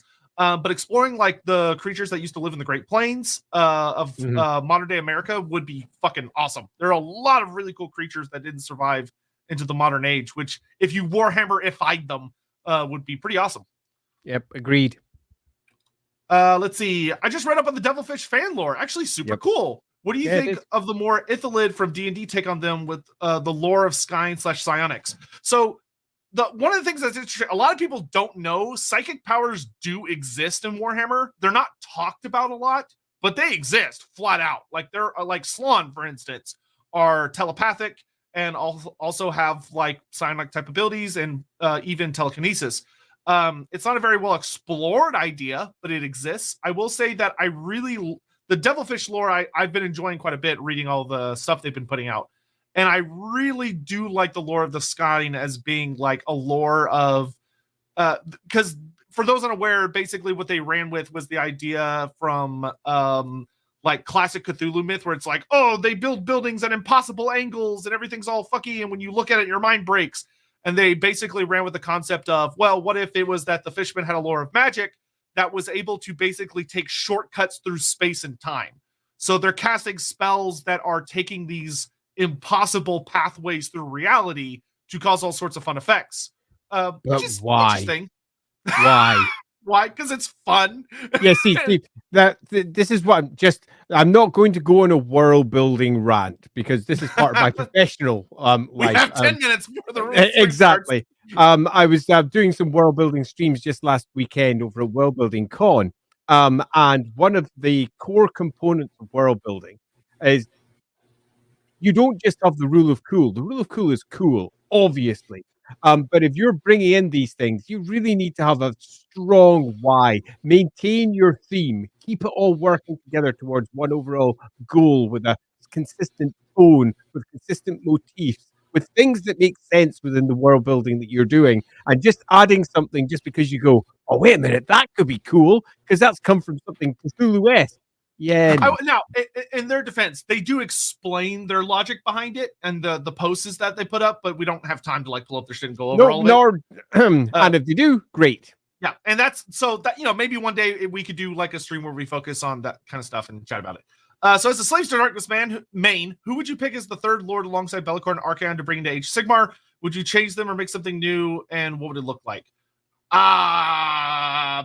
I mean, honestly, I think 2 really big bad characters for the faction is fine.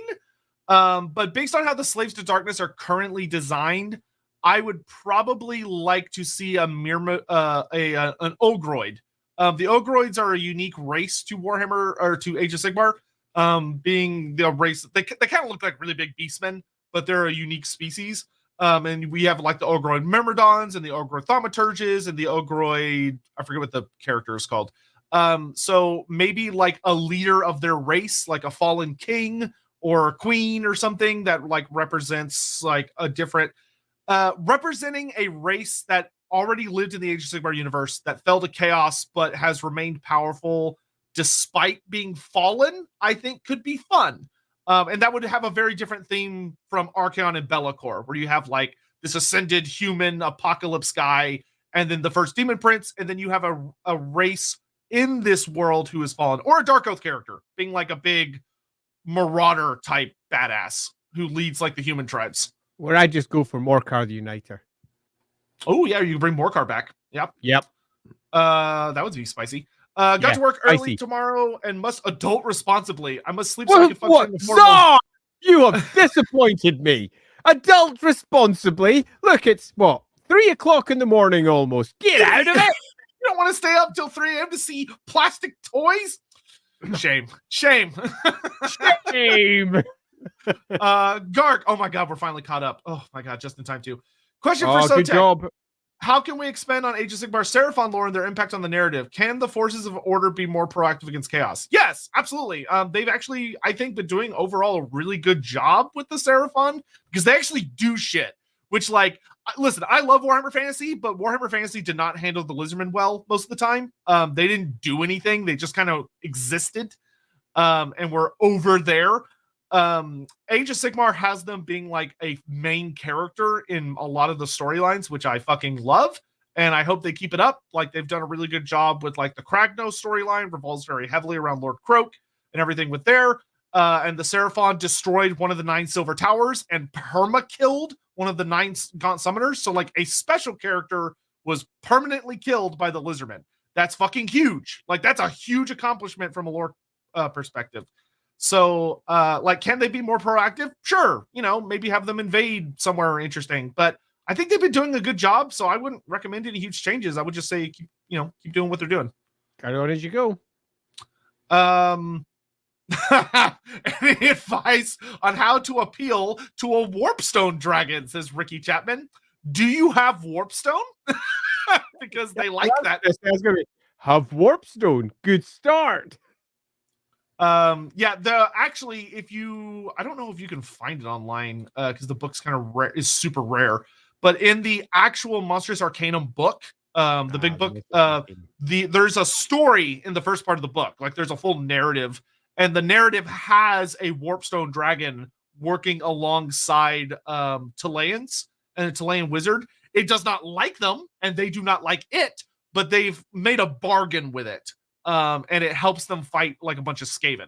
So read that story, but it basically boils down to, we have Warpstone. We know where you can find more Warpstone if you don't kill us.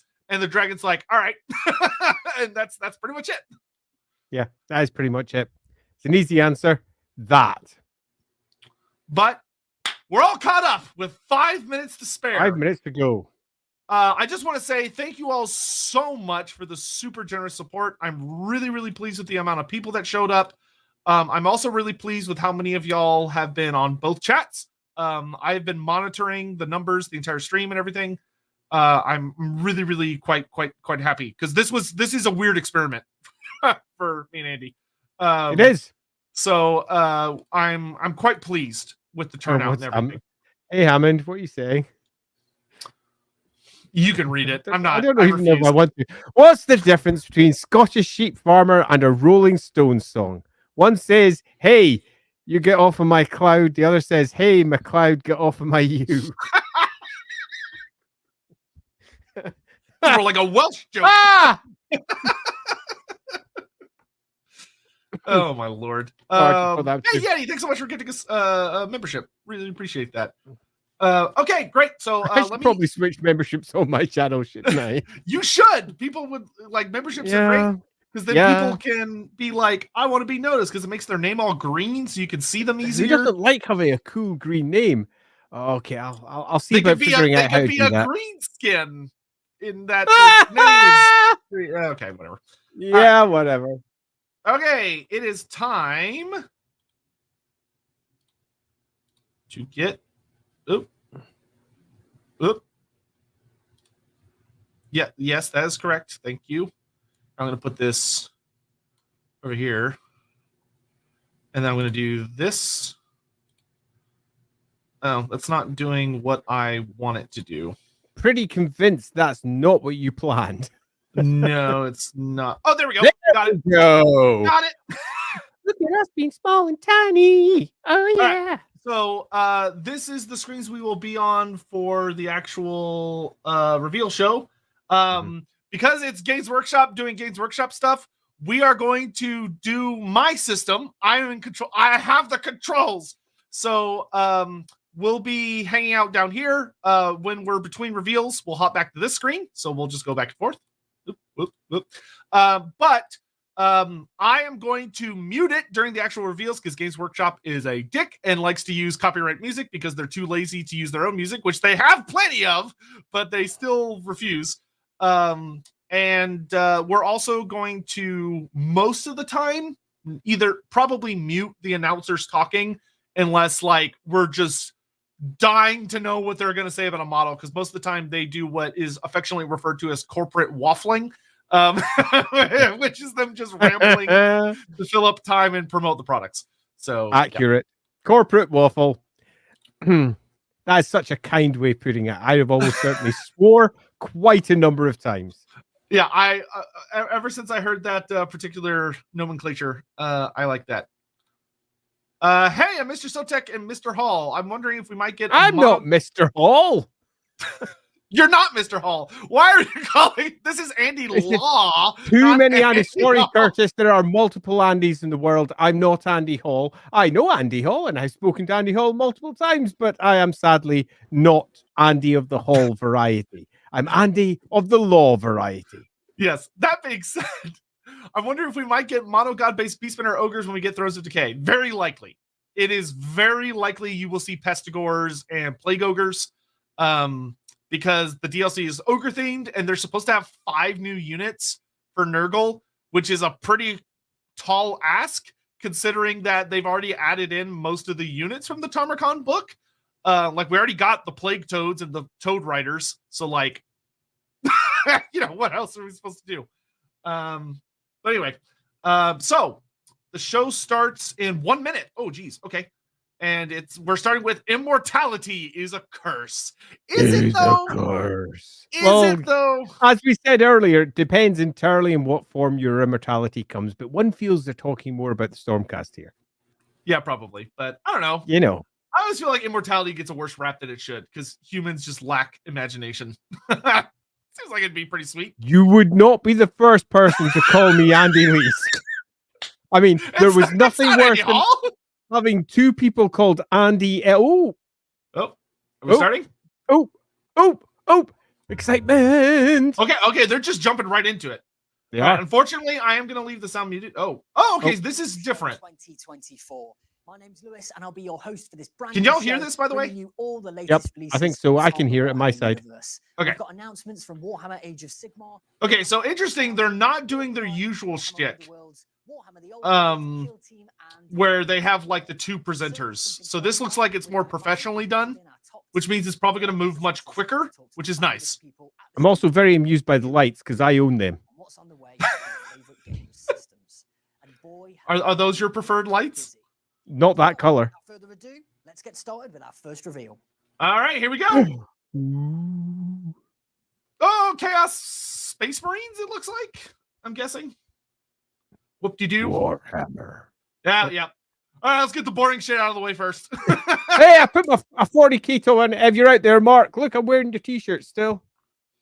The Dread Talons. I can hear the excitement coming from you there. The Dread Talons, huh? I'm refilling my water bottle while this. Okay, these are all old minis. The jump pack I think is new. Raptors. Yeah, more Raptors. When you're as long in the tooth as I am, whenever you see these models, none of them particularly excite in the way they used to because they're just reimaginings of stuff you've seen before or just reissues of stuff you've seen before for the 94th time. And you're like, yeah, sure. Death to the Death okay, to False Emperor. It's two new minis, and then it looks like I guess a big box set. Dick and Simon. The long war is going to be fought with renewed vigor with the return of the Chaos Space Marines. Now, thanks for joining. All right. Yeah, whatever. So random. Oh, okay. We do have a couple more super chats coming in, so I'll just do those. Whatever. So yeah, for anyone that's a Chaos Space Marine fan, you got new characters. Neat. I propose of nothing. How would y'all pronounce this hold? I know how I'll pronounce it, but I'm curious what Andy will say. That looks like Ravensvik. See, yeah, that is not how I would say it, though Andy's is probably more correct. I usually say Krakow Ravensvak, which is... I'm the Krakow Ravensvik, I'd have said. I mean, it's got the E at the end, which it's not Eltharine, so it's not Vaka. I mean, this is the new dwarf hold they introduced in the new Norscan dwarf lore, because they ran with the whole thing. Well, it's obviously it's Kraka, which is the Norse. So yeah, Kraka Ravensvik probably. Although Ravensvaka. Is there anyone out there that speaks any Scandinavian languages? I need to speak to my wife. She speaks Norwegian. I can just double check how the VAKE part would be pronounced. Josie's still awake. That doesn't surprise me, Joe. You are my daughter. Well, we both have terrible sleep schedules. Did you ever play 40K, Andy? Did I? Yeah, I owned every single army the game offered. I have at one point I had like about 12, 13, 14 Space Marine armies. I have played a lot of 40K in my time. I stopped playing 40K around about 2004 when the setting just got more and more tired and more grim, po-faced, and forgetting that it was satire. And it became hard for me to love it the way that I'd loved it before, because I loved it for how clever it was often. And I also loved it because it was basically Warhammer, but sort of fantasy sci-fi, and I really liked it for that. But as I grew older and I looked at it for what it was, was harder for me to love it the way that I did, and I sort of fell out of love and just carried on with me Warhammering. I was offered a job a few times to work on the RPG side, and I kind of didn't. If you're for anyone, by the way, if you're like, I don't want to listen to these two bitch and moan, where's the actual live stream? It's over on the Warhammer Twitch channel, by the way, if you want. So twitch.tv/Warhammer. Rye Small asks, Andy, could you please rank your favorite 3 40k factions? And choosing only 3 is tough. I was always a big fan of Tyranids. Really enjoyed them. Hated playing with them though. Didn't enjoy playing with them as an army all that much. They didn't really do it for me. I adored the Gene Stealers, and I was particularly happy when they brought out a Gene Stealer cult army. I built up like about 5, 6, 7 different Gene Stealer armies in my time. Always liked the Gene Stealers, all the way back to first Space Hulk, first edition, which really, really, really gripped me at the time. I loved Space Hulk. Great game. Which kind of, that kind of swayed me of many things. On the Space Marine side, I have collected almost every Space Marine chapter at one point or another, and I have thus a difficulty picking out favorites. I kind of like the Dark Angels, but that's more for roleplay reasons. Kind of love the Blood Angels, but that's because I drew a comic about them once. It's really hard picking out between them. But beyond that, Elder. I freaking love the Elder. There you go. And you didn't ask for mine, but I'll tell you anyway, just because I can. For me, it's probably definitely Tyranids number 1, like not even close. Then probably Gene Stealer Cults number 2. And then number 3 would probably be... It's hard, isn't it? Yeah, I really like the Kroot in the Tau. But I also really like the Necrons. So that one's kind of a toughie. I was being very amused the other day when I was looking at some of the Kroot models that are coming out, and they're like, a return for the classics. And I was like, what do you mean classics? They're new. Oh, no.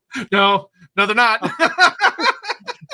Oh, no. I'm just really old. Is 30 years old new?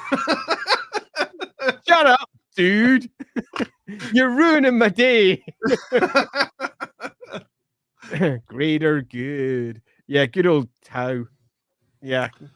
I was never much of I've only collected the Tau once. Oh, here we go. What's up next? Looks like we got another announcement coming up. 40k fans, there's plenty more where that came from. Next up, we're traveling deep within the mortal realms. Oh, here we go. Relevant to us. So we got Sylvaneth and Ossiarch Bone Reapers. Warcry is so nice because you get 2 really solid. Like there's usually the new Bone Reapers look amazing. Okay, I need to make these bigger on my screen because and the Sylvaneth looks super good too. Yeah, I've got all of my stuff like zoomed all the way out. Yeah, I'm zooming right in right now. Let's have a look at you, bad boys. I love the new Ossiarch Beast and that they have a Centauroid. Oh my gosh, that looks fantastic. And they're so clean in the paint jobs. That's because I like to whine. I don't know if you know this, but you can paint them. So there we go. Warcry, Briar, and what is on the way. Yeah, what? Almost smell it on the air. My name's Nick. Joining me, in the studio. I didn't get a very good look at the Sylvaneth models. Hopefully, no, neither did I. Yeah, they'll pull up the better view here in a second. New bespoke warbands, both the Ossiarch Reapers and the Sylvaneth. That's an interesting matchup. Sylvaneth versus Bone Reapers. It's really cool. It's a really, really nasty, horrible piece of terrain, which we'll get to in a little bit. So the Tyrannic cohorts are a bit of a what you got for the Ossiarch Bone Reapers because they're effectively exiled constructs. So the thing is, with the Ossiarch Bone Reapers is very, very little. So they're the kicked out guys. Built for a purpose. Nice. Sometimes the purpose is punishment. Okay, so each of the creatures in the Tyrannic cohort. Okay, yeah, that does. I like that a lot. Are creatures who are being punished by the Ossiarch Bone Reapers, some kind of perceived failure. So, we all know that the Ossiarch Bone Reapers, never flee, never retreat, win all the battles all the time. Well, that's just patently not true. Okay, every now and again, something doesn't go quite definitely right. Definitely my case, yeah. And either it's somebody's fault, at which point you're to blame, or, so today it's your fault, so you're to blame. This is a nice expansion on the Bone Reaper lore where the horses that the Bone Reapers ride into battle are not animated by horse spirits. They're animated by like human spirits. But it's that if you're a Bone Reaper that does a bad job,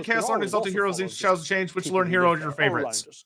And every From the now and new again, they get it into DLC? their heads that maybe My they could favorite kinda hero have is the killed one of Hag, these the things. Hag That's Witch. impossible. Love the Hag It's Witch. She's really fun. laughable concept. My Killing new everything favorite with generic her is generally a Lord very bad idea. So what they do is they kind of tie probably its the roots down, which Celestial makes sure it doesn't General. move off too much, I love or the leak them in heavy their armored sleep. Cathayan Okay. guy. He's That's all right. got Really like make it like a little dragon blood. He's got the sacrificial big altar. hammer that he And swings around. Fucking love when that a shit. Narloke Thanks, Curtis. doesn't really need to go anywhere to feed. It kind of turns into one of these things. It's one of the many different creatures this thing can spawn out of. Because obviously the magic in the realm. Would they fit with all Drycha? kinds These of guys, stuff. yeah, these guys would fit So big time with effectively Drycha. what Because people will do Drycha is leads they'll go, the okay, as long as we exiles feed of you, the Sylvaneth. Could you just scare off all the other Narloks and maybe eat whatever isn't us? Now, the Narlok has absolutely no concept of like actually what's going on. Really, it just gets fed every day, so it sits still, right? But yeah, people will drag it up onto that bamboo platform, chuck people into the maw, kick people, and then you can do that during Oh, the it's game a as well, which is gnarl. obviously tons of fun. Oh, yeah. Okay, But, you know, interesting. it provides a bit of interesting. How many provides a bit of Chaos an Superhuman interesting agents are there in question Fantasy when that are playing not the game. named? It's a platform, it's high up, it's a vantage point. It's quite a useful place to be. I mean, There's an objective up there. There's a treasure token. I'm not even sure I could count them. You don't just move up there. Yeah. As otherwise- many as you want. Over you go and you're dead. John, So thank you so much for talking about many! Warframe, Briar and Bone. Thank you guys too. Okay. Stay around. There's more on the way. I will say my only big problem with that whole segment is they never showed the minis just against like a regular white background, so we could just Okay. look at them. Wintermore time. Oh, okay. So this is a new Underworld season. What? I like is these models. that? Look at those things. Oh, I like the Strigoi Bat Monster. Holy shit! What is this faction? hey, it's the Hammer Horror faction. Look at them go. Oh, I really like the Ghoul faction as well. Wow, man, Underworlds. Ooh, man, Underworlds has kick-ass minis. Yeah, it really does. It's got some really gorgeous miniatures. Yeah, because they're all fun game, too. named characters, so they have so much Yeah. personality. Dude, the Yeah. dude with the big hat that's all wrapped up, like, what On the is inside, that? Yeah, totally. That's a good mini set because I'm just like, I want to know more. Well, you're about to find out. So there we go. The new Warhammer Underworlds box is just over the horizon. My name's Nick, and I've got John with me from the Warhammer studio to talk all about it. The same John, guy. Good to have you here, man. Thank you very much. Where'd he come from? Wintermaw is the next evolution in the story of Wintermaw. Deathgorge. So Deathgorge was a large ravine, and now what happened is we've gone beneath that again to even deeper underworlds. It's even colder We're now down under here. the underworlds. Yeah, it's absolutely awful down there. No So one's we're having at the any bottom fun. of the ocean, It and now is a we're going miserable, beneath the horrible, bottom of the cold, ocean. place to be. There are horrible giant worms trying to eat you alive. There Oh, are giant horrible worms. parasites crawling in the dark, trying to eat brain, drink your soul. It's just terrible. And obviously Nice, we've got nice. these poor unfortunates fun. here who are right bang in the middle of it. They've not been wrapped up warm. Look at No, them. no, not even. They've got faith and absolute craziness to keep them. Oh, there. they're So, flagellant. their delusions are keeping them well I So, like of it. course, it's the new season box. It's Yep. perfect place to start playing the game, of course. Unquestionably. And also great for people who already play the game as well. Absolutely, yeah. So there's something here for everybody. If you're a current fan, Yeah, of Warhammer Underworld's Underworlds, warbands, you've got like, two brand new For just like warbands, collecting stack around D&D or in just there as character well. minis, Loads of different warbands are playstyles, like loads of fucking cool new insanely mechanics good you can do with value. it. And if you're brand new to the Completely game, agree. again, Some of it's the absolutely models are perfect. You've got everything in there. You can play the absolutely game, gorgeous. Super fun to you paint can as well. warbands, you can play against somebody else. They don't even need to get their own box set. You can It's just one of the one, few games that I they've played all got a Ravage decks. So there's plenty of, shed like, load with abilities my as well. You can youngest swap Ravage daughter. decks around, We you had a can lot of do fun with Nemesis, you can do Yeah, Ravage I love decks. Underworlds. It's a very fun Loads game to get play stuck too. in. Like Now, the we do deck want to building talk about element is the actually a miniatures lot of in it's this box, pretty because they entertaining. are just Fun. brilliant. There's two brand new warbands in here. Tell us about them, John. What we got?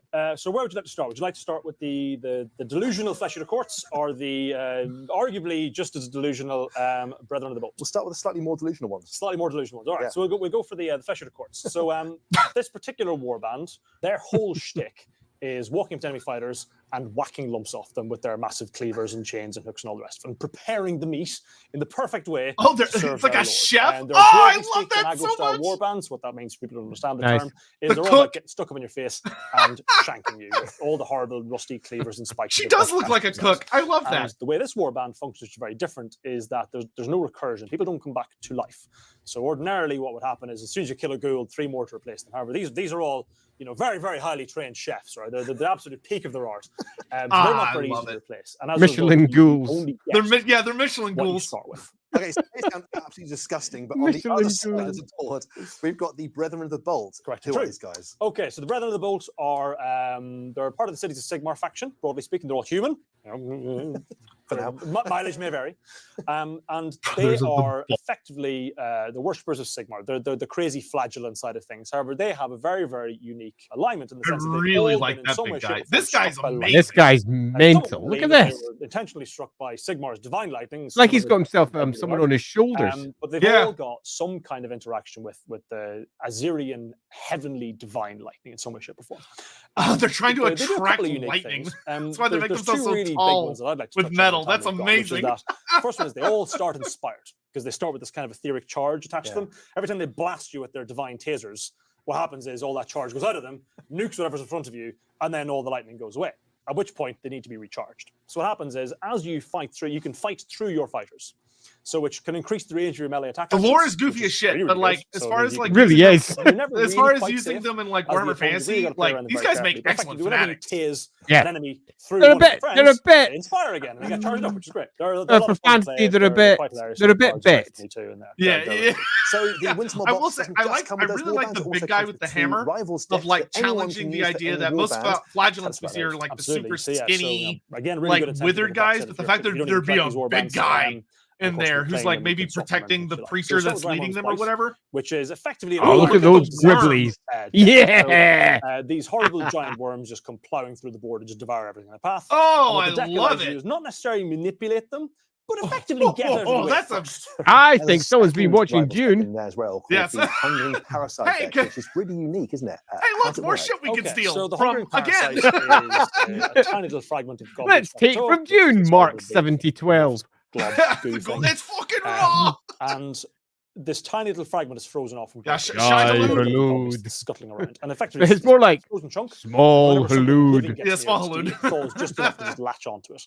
The Giant deck is worms so designed hot right towards- now? It's a really They controlled really style. are. You've got to manipulate the position of either the fighter with the Halud. parasite, be it yours or your opponent's, or you've got to kill people with the parasite, or you've got to make sure the parasite's in the right place at the right time. It's easier said than done. Yeah, Okay. sounds it. Because The new obviously your fighters mechanic sounds uninspired, kinda so they're just interesting. Not good. They're probably never. I'm gonna assuming get this much is better replacing throughout the the old course of the game. dangerous But terrain in addition to mechanic, that, which was fine. Yeah, at the end seems of like the it. round, if there's no one for the parasite to latch onto, it feeds. Okay, so if there's enemies nearby, they all get staggered, which is great. And if there's no enemies nearby, then the fighter with the parasite takes damage. Okay. Which would eventually kill them. John, thank you so much for coming to talk to us about Warhammer Underworld's Wintermore. Awesome. It's been great to look through the box sets. What's I- next? Yeah, I may think about picking that up. This Okay, what is we got? there, and that's not the only announcement we'll have for Warhammer Age of Sigmar during the show either. What could it be? I hear you cry. Well, more on that later. Until then, Later. check these out. They're like, oh, what is No. that? No, don't hide it. What is that? Look big. Ooh, That ooh, looks big. ooh. Oh, that's a big lizard. Oh, that's a big lizard. He's a big boy, isn't he? Oh my god, that's a sexy centerpiece. Their darkest day dawns. Okay, so I'm assuming this is part of the new book. Yeah, sounds it. What is A that? miniature Abraxia, Spear of the Everchosen. We Oh, are joined it's here a by new Matt special and character. Phil It's from Archaon's Warhammer lieutenant. Guys. Pleasure to have you guys to talk about this great She new looks miniature. great. Yes, sir. Let's start with you. Abraxia, Lady Knight, we who love is it. she? She is none other than the right-hand woman of Archaon Everchosen. This woman is in control of the Varangard. That is no small feat because, of course, every member of the I love Varangard it. is a Chaos Lord or above. Oh, I love it. And so she has essentially got incredible Lady martial power. Abraxia. She's been tasked with striking into Gyran and snuffing out the flames of hope that Sigmar has established there. Now, she has a spear, Gorbolgo, which is like essentially a mutating spear. Anything touched by that will turn into an awful chaos spawn. Oh, it's It a will Baron. also It's a mutate her Baronite spear. unless she keeps Nice. the reins, unless she keeps her concentration. And the one time she had a lapse of concentration, horns grew out of her head. It's essentially I hate when that happens. it's Classic a chaos. it's a test from Archaon. That's a Spear cool- is very dangerous That's a stuff. cool concept for a To see weapon. if she's worthy of the role. She's riding. If the you lose Thanator, concentration, it scaly beast. mutates you. She hits like a ton of bricks. Look at behind that. her tongue, I the love swords the of lizard. chaos themselves. I love That's that so mini. cool. She looks So amazing. the inner core of the Varangard, don't they? The She has a Slater. fucking mean Absolutely, face. And we Yeah, see she her does. essentially cutting a Yeah, red that's way that's through Gyran. for me. That's It doesn't proper go all conversion. her way. She, Love she it. Living legend. unfortunately Mommy, contracts something sorry. rather nasty Mommy, in the process sorry. from the fleshy to curse and starts to get the delusion of She's looking a bit popular out there to go and deal with that. because Yeah. He does indeed have a mean face. I will say, like, that being a big bad Chaos Lord for like a Wolfram campaign, like the final boss, that's a fucking. Can anyone challenge Valkyrie the Bloody? No. Garg? Really? You know, whether she makes it through, whether she has the willpower and the skill, you'll have to wait and see. Yeah, quite overt price of power. I Well, love that. high on I this was not world, expecting so, a lieutenant for this Archaon. is That's the really, big really leagues, exciting. And she, you know, as you can see when you see her on the battlefield as well. So speaking of which, she comes as part We've of had, Abraxia's I gotta Van say, Spear, so Age of honed through Sigmar, I mean, this Vanguard. is something That that's sounds like really well known about it. devastating. How is she playing Age of that? Sigmar has Yeah, been so so obviously, good given for allowing the GW whole to go, kind of as you know what, we don't need to worry about like Vanguard, pleasing a it's certain very, fan very base strong or like side. people being like, ew girls or particularly ew from command different synergy. people from other cultures. Like, we're just gonna go fucking crazy and do what we want. Really, And like, God damn it, cool they've been seeing killing it. that, They have been as Phil killing talked it. about her kind of Yeah. mutating spear that Can only have agree. wisdom of herself, can power up. Let's hope that applies across the do board, eh? damage and mutate Yeah. and Female and Space mutate. Marines? Anyone? Really, the No? synergy Okay. of pairing Anyone up ready to shoot me and hang me for saying really it? get that big benefit. You can also take Abraxia with Battle Line Vanguard in her Army of Renown featured in the book, and that gives you a whole. Oh new God, you host can of Army of tricks, Renown Vanguard now. to Ugh. build and play Fuck. with an army that is one of the most elite armies. Okay, I like that a lot because the only Vanguard special character we had so far was Bellacor's guy who betrayed Archaon and became Bellacor's big There's general. nothing less from Archaon's left. God Well, damn, thanks for she joining looks us, Matt. good. Phil, if you don't mind hanging Yeah, it's a around, nice we've model. got more with you very shortly. So Okay, hang that's around, my folks, favorite so we've got more far. to come. Sylvaneth are Yep. close second. But... Okay, no, I don't think it's close second. That completely blows them away as far as I'm concerned. Here's the finale of Dawnbringers. Oh, he's talking. Hammerhal Aksha and Hammerhal Gyra from Gyran, and they have had so many trials and tribulations. Like keep it relatively. This storyline. Yeah. We've seen them rise and fall. Have moments of Vedra, Talia Vedra, another super badass lady. Yeah. Like the Dawnbringer series has been very fun. Some of the books have been a little hit or miss. Like book 1 and the most recent book 4 were kind of eh. But books 2 and 3 were amazing. Book 5 comes out this Saturday, and this is the finale, book 6, to take us into 4th edition. And supposedly we're going to see an entire city get obliterated. Pontifex Zenestra, another great mini that came out for Dawnbringers. And then, of course, all the new cities. Damn, Adatis! Oh, we're both doing the same thing there now. Yeah, purple. All hail Vakia, Blood Bride of Corn. Yes, indeed. She needs a new mini. I would really like for her to get an updated mini. Really like her to get a new mini too, because she's just freaking awesome. She is the right-hand woman of Archaon himself, the supreme Grand Master. Yes, okay, so wherever Abraxia is going, I'm assuming that city is the one that's about to get absolutely fucked into oblivion. Seems fair. I mean, just look at her. Freaking hell. Ever since she was a child, she's been really good with a spear, and she has no morals at all about who she kills and when she kills them. So she is a real fearsome character. The only catch here is that Archaon She seems like a and actually wants to test her. He's given her the spear. I really, really hope that she has really good lore, because she looks like one of those characters that can actually have some pretty sick lore if they do it right. Interesting that the art looks much more refined in the model.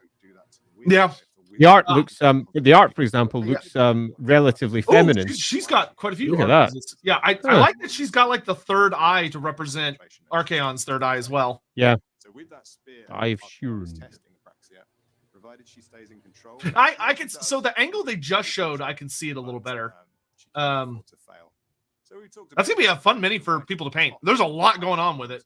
Of the chaos power struggle. Right at the bottom there, we have tribesmen, basic people like you and I. Yeah, so the Dark Oath just got a bunch of new minis as well. Where you got all these like Norscan warrior minis. Perfect for if you want to have Marauders. Fantasy. They work super And great. some of them are gorgeous. Yeah, no, and I've already. I was considering, because for a wee while I was considering using models in my game, and there was a variety of Age of Sigmar ones that I was just looking at going, I can use that, yoink, yoink, I could use that. Then you add it up and realize that it's £74,000, and you're like, okay, maybe I don't want to spend $1 billion on this today, but some of them are just absolutely lovely.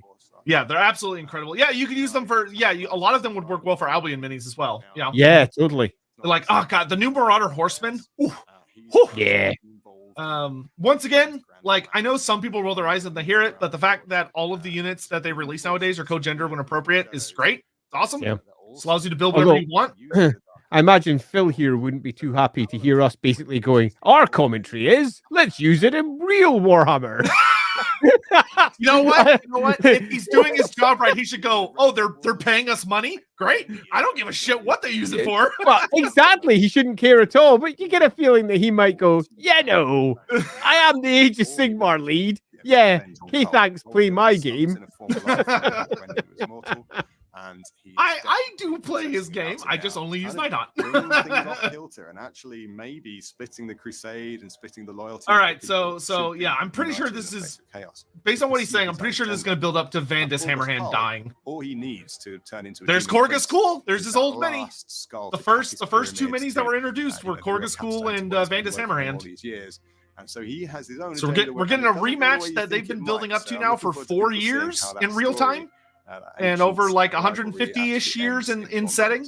So Dawnbringers is not only ending an era, the era of the beast, where we've seen destruction in the driving seat. We see that come to good old Trug. But we also see Amen, Joe. New era. Signs for those. See, that's why it's important. Of what that might be. That is why it's important. Absolutely. I love Ionis Cryptborn's model. I love this. Yeah. He is not Particularly love that beastie. Where he's riding on like an elderly dragon. Is very nice. Really nice. As they die and are reforged and die and are reforged, and their souls pay the price over time. So where his journey leads is really interesting, and we'll open a new chapter of the story. Man, it's gonna be weird seeing Vandus like series good old King Broad. King Broad's got a wonderful fucking mini. There have been little stances and agendas and clashes where a greater story is unfolding. What the hell is that thing? It's behind the scenes. What is that? Oh, that got me going a little bit. I was like, put that in there real quick. I have never fucking seen that before. That's brand new. Of violence, of course, it does. It's Warhammer, and the Mortal Realms will never be the same again. Oh, that's a shock. The Hounds of never. Yeah, I know. Never be the same. Oh wow, it's almost like really. Hounds of Video Chaos. showing off Dawnbringer 6. Here with me is Phil. Thank you for joining me. Mr. So Phil. We've seen the Twin Tail Crusade set off. Was it Phil Kelly, right? Hammerhall Gyra. Yeah. They faced maybe. an awful lot of trouble getting to where they are. I've met him. Do you think I pay that much attention anymore? Yeah, so we've seen two. I literally shook his hand last time I was down in the studio, and I can't actually recall his name. That's really embarrassing. Just say Phil. Sorry, Phil. Has to put his flag in the sand and say everything's going fine. By the way, and we're definitely founding the amount of alternate builds that model has. By the way, the Talia Vedra kit. Like, there's like. But unfortunately, as is the way of Warhammer, 10 different ways to build that kit, which is wild for a special character. We know that one city will rise and one city will fall.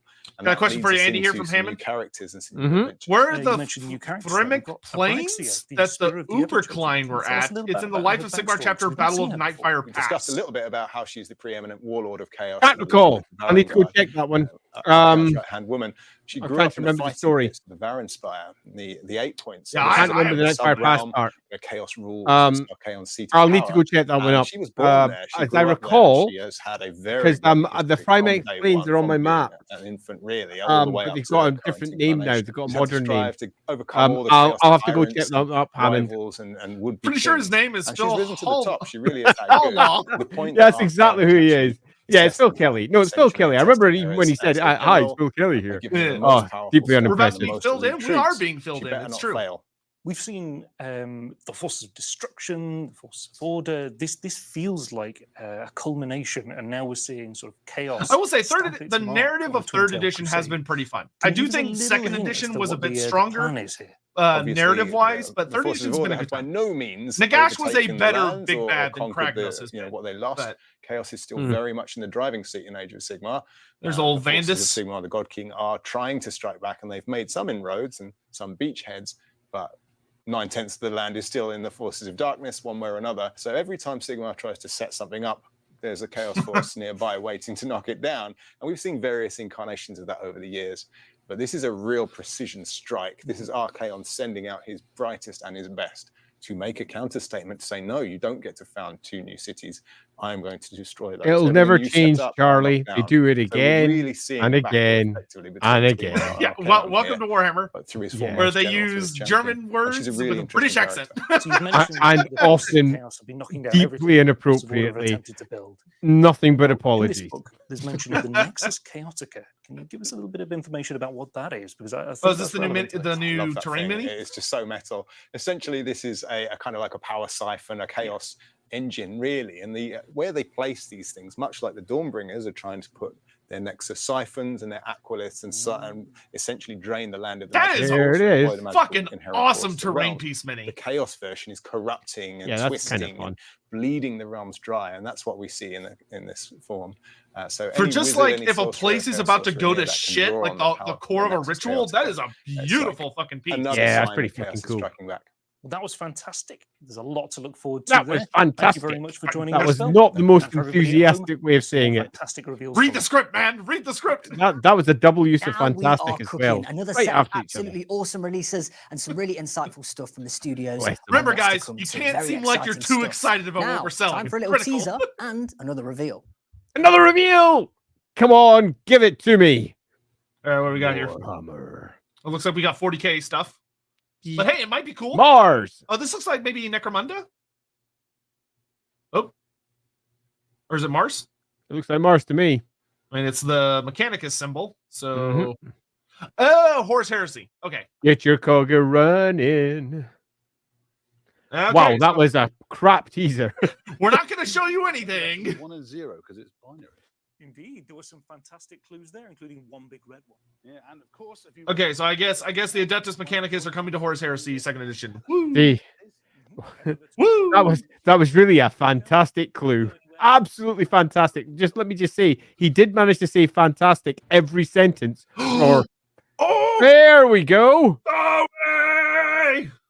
Brave Dowie! Grudges will be settled A lot of the old as classic we minis. bring about all of our old models one more time. Is that the Goblin Hewer? Oh my God! They're bringing back the Goblin Hewer! The bloody goblin here. Oh, a classic Bugman's barrel. Oh my god. Wow! Oh, the fucking! Oh my God! Oh, Check out the Storm of Chaos minis. oh my. Oh, no! I tried to put those in the game and I got shut down. Oh, look at this new Slayer! Oh my! Look at the muscles on the. Oh. Holy fuck! That's a. Ooh. Oh, oh fuck! My wallet! Oh no! Oh, the Doom Seekers and the new Shield Bearer. Oh, okay, so we've Doom just seen a Seekers are back fantastic then. video showing off some Well, beautiful fuck. models for the Dwarven Mountain Holds. So these guys are getting some attention. For those now of in you the doing old your world. Throne of Thank you Decay guys for joining me. Can you predictions, tell us a little bit more about the You just Dwarven saw it. Mountain Holds? As a and how small they work? aside, I've So what we've got seen rules for those is in a my whole version of bunch Fantasy Roleplay already. classic miniatures that are going to be coming back to the range. I know a Is lot that how of you spell Warhammer it? players are very excited to see some of these miniatures come back. they're But we've dwarves. also Dwarf. just a very Dwarf. gentle teaser of some of the new Dwarves. stuff that might be coming. Yeah, alongside completely agree some with of you there. Dude, some of the going minis. on. Grudge Yeah, Pony. Elves. I Brilliant. cannot We believe they saw brought back the Beer warriors, Pony mini. That is Longbeards. Yeah, we amazing. saw some Thunderers and Quarrelers. We saw warriors. We saw Longbeards. The other things. Those that minis we've actually seen don't in look there, that we've seen bad, Some of the considering how some of old the they are. Slayer units. Yeah, We've they are seen pretty our damn. Goblin They're Hero what? returning. 2006, Doom Seekers coming back. And 5. championing No, Slayers. Storm We've Chaos also seen a 4. brand new I'm miniature. going back. Imagine we'll dive 2004, I into in a think. little bit. 2003. Also saw some The Goblin range Hewer there being with back the is a pretty cannons, interesting lore change, considering just it in that last supposedly shot was there with the so whole in the original army, version. It sort wasn't of emblem invented Dune until the back Storm there. of Yes, Chaos, yeah, which is And the end times. that is definitely a choice they've made. Yeah. boosting and bolstering the I dwarven mean, lines and it's a some cool Marines mini. to It's have a go at the enemy as fucking well, and hilarious. no dwarven line is complete without some artillery. Oh, of course. What sort of artillery can we expect? Because we've seen some of them in the Forces of Fantasy. So we've got the classic bolt thrower and grudge throwers returning. Josie. Any traditional dwarf worth their salt will Yep. be happy to Making see everyone those feel returning. old. Then we've got some of the newfangled things. We've got Thanks, cannons and Joe. organ guns returning as well. So even those younger, more sort of up-and-coming engineers who like their black powder will be happy to see them. Oh Coming back. man, the new. So in the Forces of I'm Fantasy, assuming you're the always able Slayer is to a bring, special say, character. a gun line, or quite a static force. They could move a little bit, but what is this? The range bring now? What other ways can we play Dwarven Mountain Holds?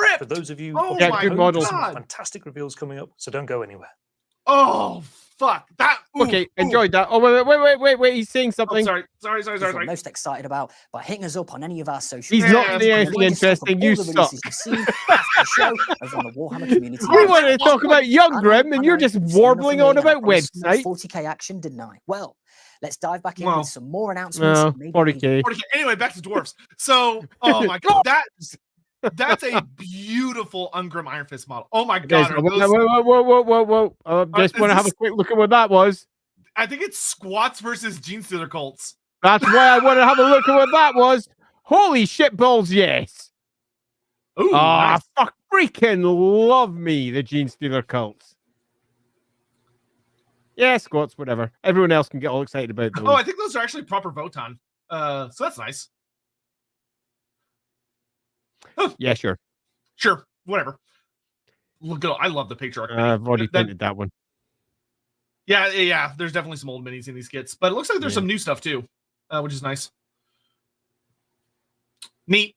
Nice. Yeah. Anyway, back to the actually important stuff. I asked about the new Slaves of Darkness Lord. It's an off-ball question I didn't know, so you guys are like what they're setting up with Abraxia in the lore. Yeah, Abraxia having a rising star lieutenant for Archaon, where he's given her this spear that if she's not focused, it mutates her, but if she wields it properly, it mutates her enemies. Love that concept. The idea that he sent her out to smash a city to prove herself. Love that concept. And we know she'll succeed, which is why she gets a mini and gets to be awesome. And she just looks fucking amazing. Yep.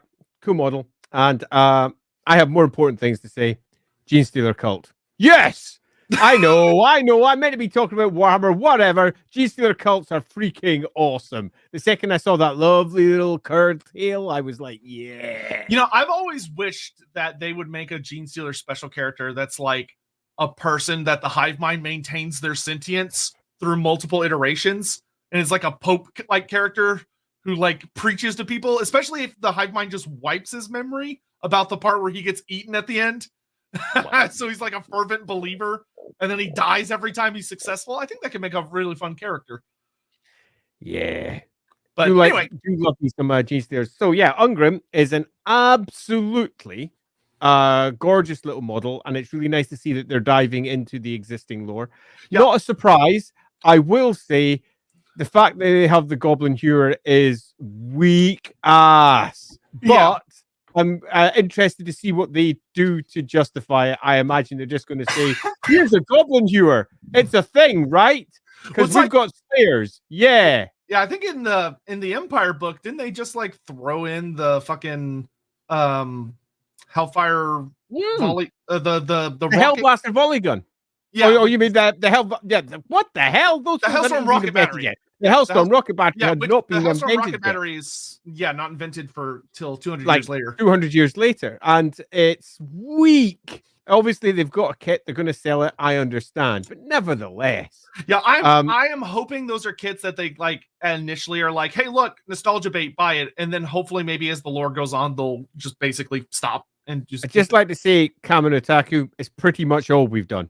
Yes. Unfortunately, chat beat us to the punch, though, which we're ashamed of. But I'm really upset that chat beat us to the punch because it's awesome. Young Grim Iron Fist. That's it. Yeah, my favorite. I will say I love that they put enough thought into the mini where he doesn't have the Dragon Cloak of Fear Scar yet. He hasn't fought Fear Scar yet, which is awesome. Like taking characters we know and showing them in different forms. Fantastic. Absolutely fucking fantastic. And that would make it really easy where if you wanted to make it more like modern Ungrim, all you'd have to do is either using bits from another kit or green stuff, sculpt him a Dragon Cloak. And then it's like, oh, it's modern Ungrim. Just paint him a little older. But like, ooh, mwah, mwah, mwah, mwah, mwah. Love it. Arch Warlock, it's really unheard of. I mean, I can't believe that after all this time, Games Workshop has decided to just come in and stomp all over their own lore. I know. They're so well known for consistency. And this is a first. Yeah, don't get me wrong, though. Like, we're still going to criticize it. We are. Don't like it. Like, we're not going to be like, oh, this is the end of the world. But we're still going to say, that's kind of dumb. That's kind of dumb. But having said that, though, it literally doesn't matter. It's one piece of artillery or a couple of pieces of artillery. And much like I didn't make any big hoo-ha about the Empire having access to something weird. Yeah. Oh, what's that? Big time this. Yeah. Hope for what they're going to do with the elves. Yeah. Big time that. Mm-hmm. Yeah, totally. I'll be really interested to see what they do with the elves, actually, because some of the elf characters that are super famous are basically babies just now. Yeah, Tyrion Teclis are about to become very famous. Babies. They're babies. Yeah. They're like super, super tiny. Yeah. So seeing how that is used will be interesting. Yeah, the Battle of Fenneval Plain is only 50 years away. Yeah, but 50 years away when you're a baby is an enormous gulf of time. Hey, technically beaten Akari once on technicality. Yeah, quotes. Because So he had a Three Stooges moment. yeah, so yeah, the lore is going to change. We've said that all along with the Old World. It's going to change, and it's going to change, and it's going to change again. As we covered in our Go streams watch about the our Old World. 10-hour marathon. Yeah.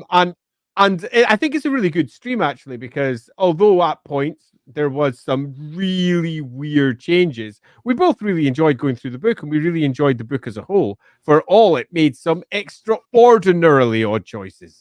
Bishop, I would agree if it wasn't for the fact that it's fucking Malachi that made it. Yeah. Which means he didn't get it approved, which was No, the whole he didn't. point. That being said, I'm curious what they're gonna say, because like I would honestly not put it past them at all to come out in first edition and be like, we're gonna re-release all the kits that we just have lying around, and then as the lore gets more solidified over the next edition or two, they get rid of a lot of that stuff. But it'll be interesting.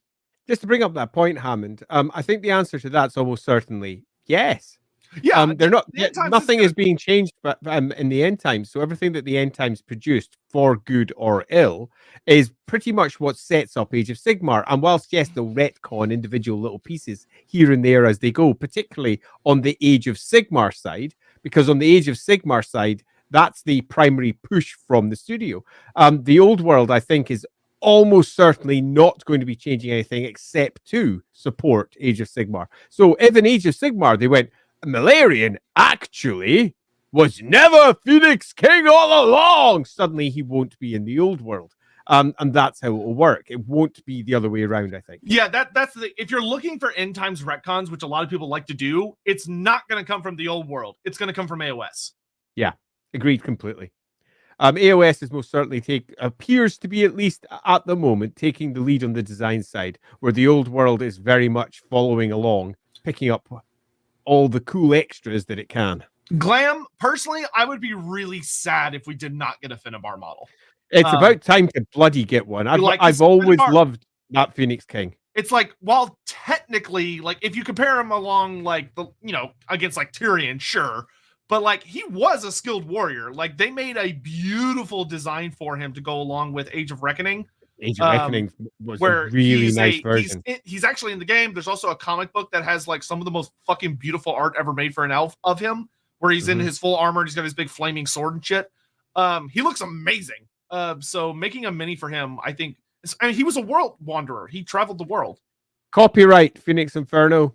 Copyright. Yeah. Which is so weird, because it's like, oh, they're maybe trying to avoid Marvel, but then Elden Ring literally has a Malekith in it. I know. Which is like, what? Like, we got a new Malekith, just as Games Workshop's like, oh, well, we're going to make a Malarian now. We talk about it a lot on, I think, the first stream of Changes to the Old World, where you can go get our stuff there. Like, there's good and bad aspects to it. Yeah, and as we say in that stream, I don't hate it. I don't necessarily like it, but I don't hate it. As names go, it's fine. I would have personally preferred to try and incorporate it rather than simply retcon it and say, it was always this. His name is now Mal-Arian, like a Narian, but with a Mal in front.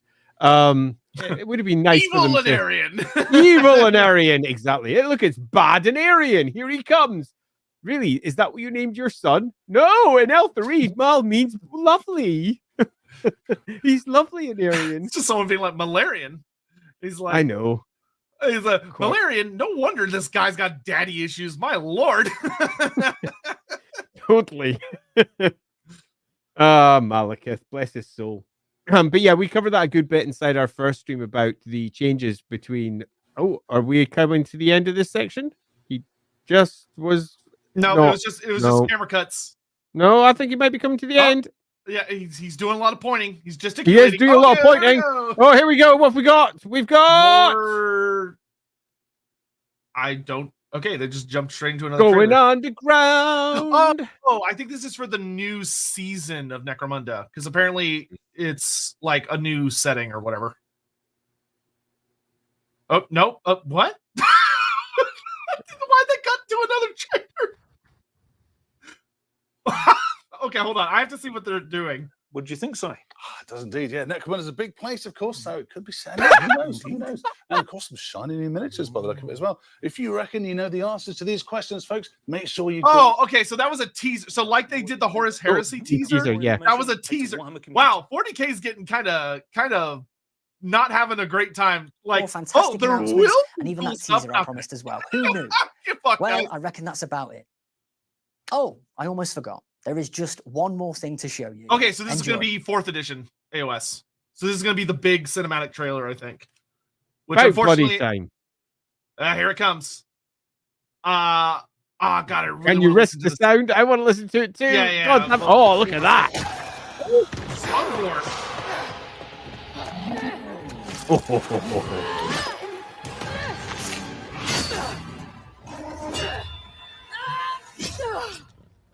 Oh. Bad luck. Oh, so she's gonna get. Sigmar told us we were chosen. Oh. Warriors stolen from death Oh God, this looks amazing. to be reforged as his weapons. Okay, this is the best. So we're just gonna keep seeing her die. Yeah, we are. Oh my God. Sigma Marine, return. The Sucks to be immortal me. sons and daughters of Gosh, the she God. looks like an Oh, ultramarine. so she's an annihilator now. Okay, that's why she's got the big thick armor. Yeah. All right, so what did Sigmar do this time? Sigmar done being bad. Again. Oh, the bell! You hear the bell tolling? Here they come. Okay, this is the best AOS trailer they've made. Like, not even close. Oh, shit.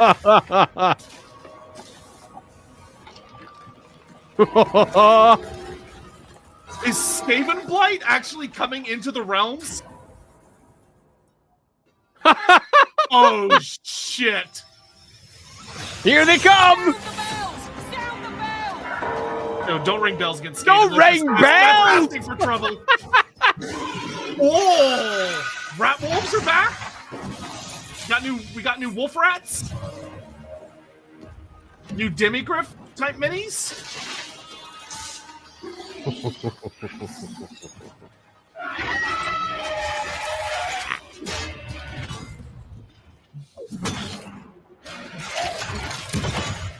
Looks like new storm fiends, maybe. Oh, new Giselles. Oh, okay. I'm digging this. I'm digging this a lot. Oh,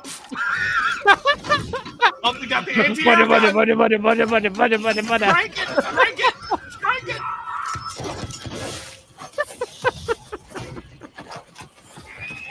So basically, the Skaven haven't changed at all. Wow, I'm loving the stuff they're doing for the Skaven on this. Oh, the new wolf rat is nasty looking. All right. Wow. Sigmar lied. She is messed up. He never told us the true cost of this honor. She's very mutated. All that will remain of me is an echo, lost to the storm. But until that day, I fight. What a great trailer. Well, that was fun. That was wonderful. I think the Skaven were portrayed brilliantly. I love it was animated very well. Ooh, Big Nagash looked so good.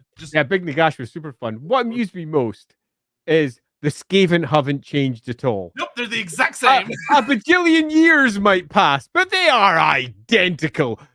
No change at all. New edition is here. Everything and you it's saw coming for the very, Skaven would very work soon. fine in I'm joined by fantasy. Ben. You would change and Phil absolutely and nothing, Matt and it would from work the just AOS fine. Studios to chat about all things Age of Sigmar. Guys, welcome to the show. Thank So you for joining us. I imagine they're probably First not of going to all, show off let's any jump minis straight today. in with that. I don't think so. schematic. I mean, They God, might. that thing is They might through the course of the absolutely chat. amazing. We were blown away by that. Let's talk about some of your top highlights from the cinema. I mean, it was gobsmacked. I will say Yeah, the sorry, the we were Skaven like, that died just because he got ran absolute over by the tour de wheel force. of what he was Yeah, pushing. That was working with perfect. these characters and Perfect.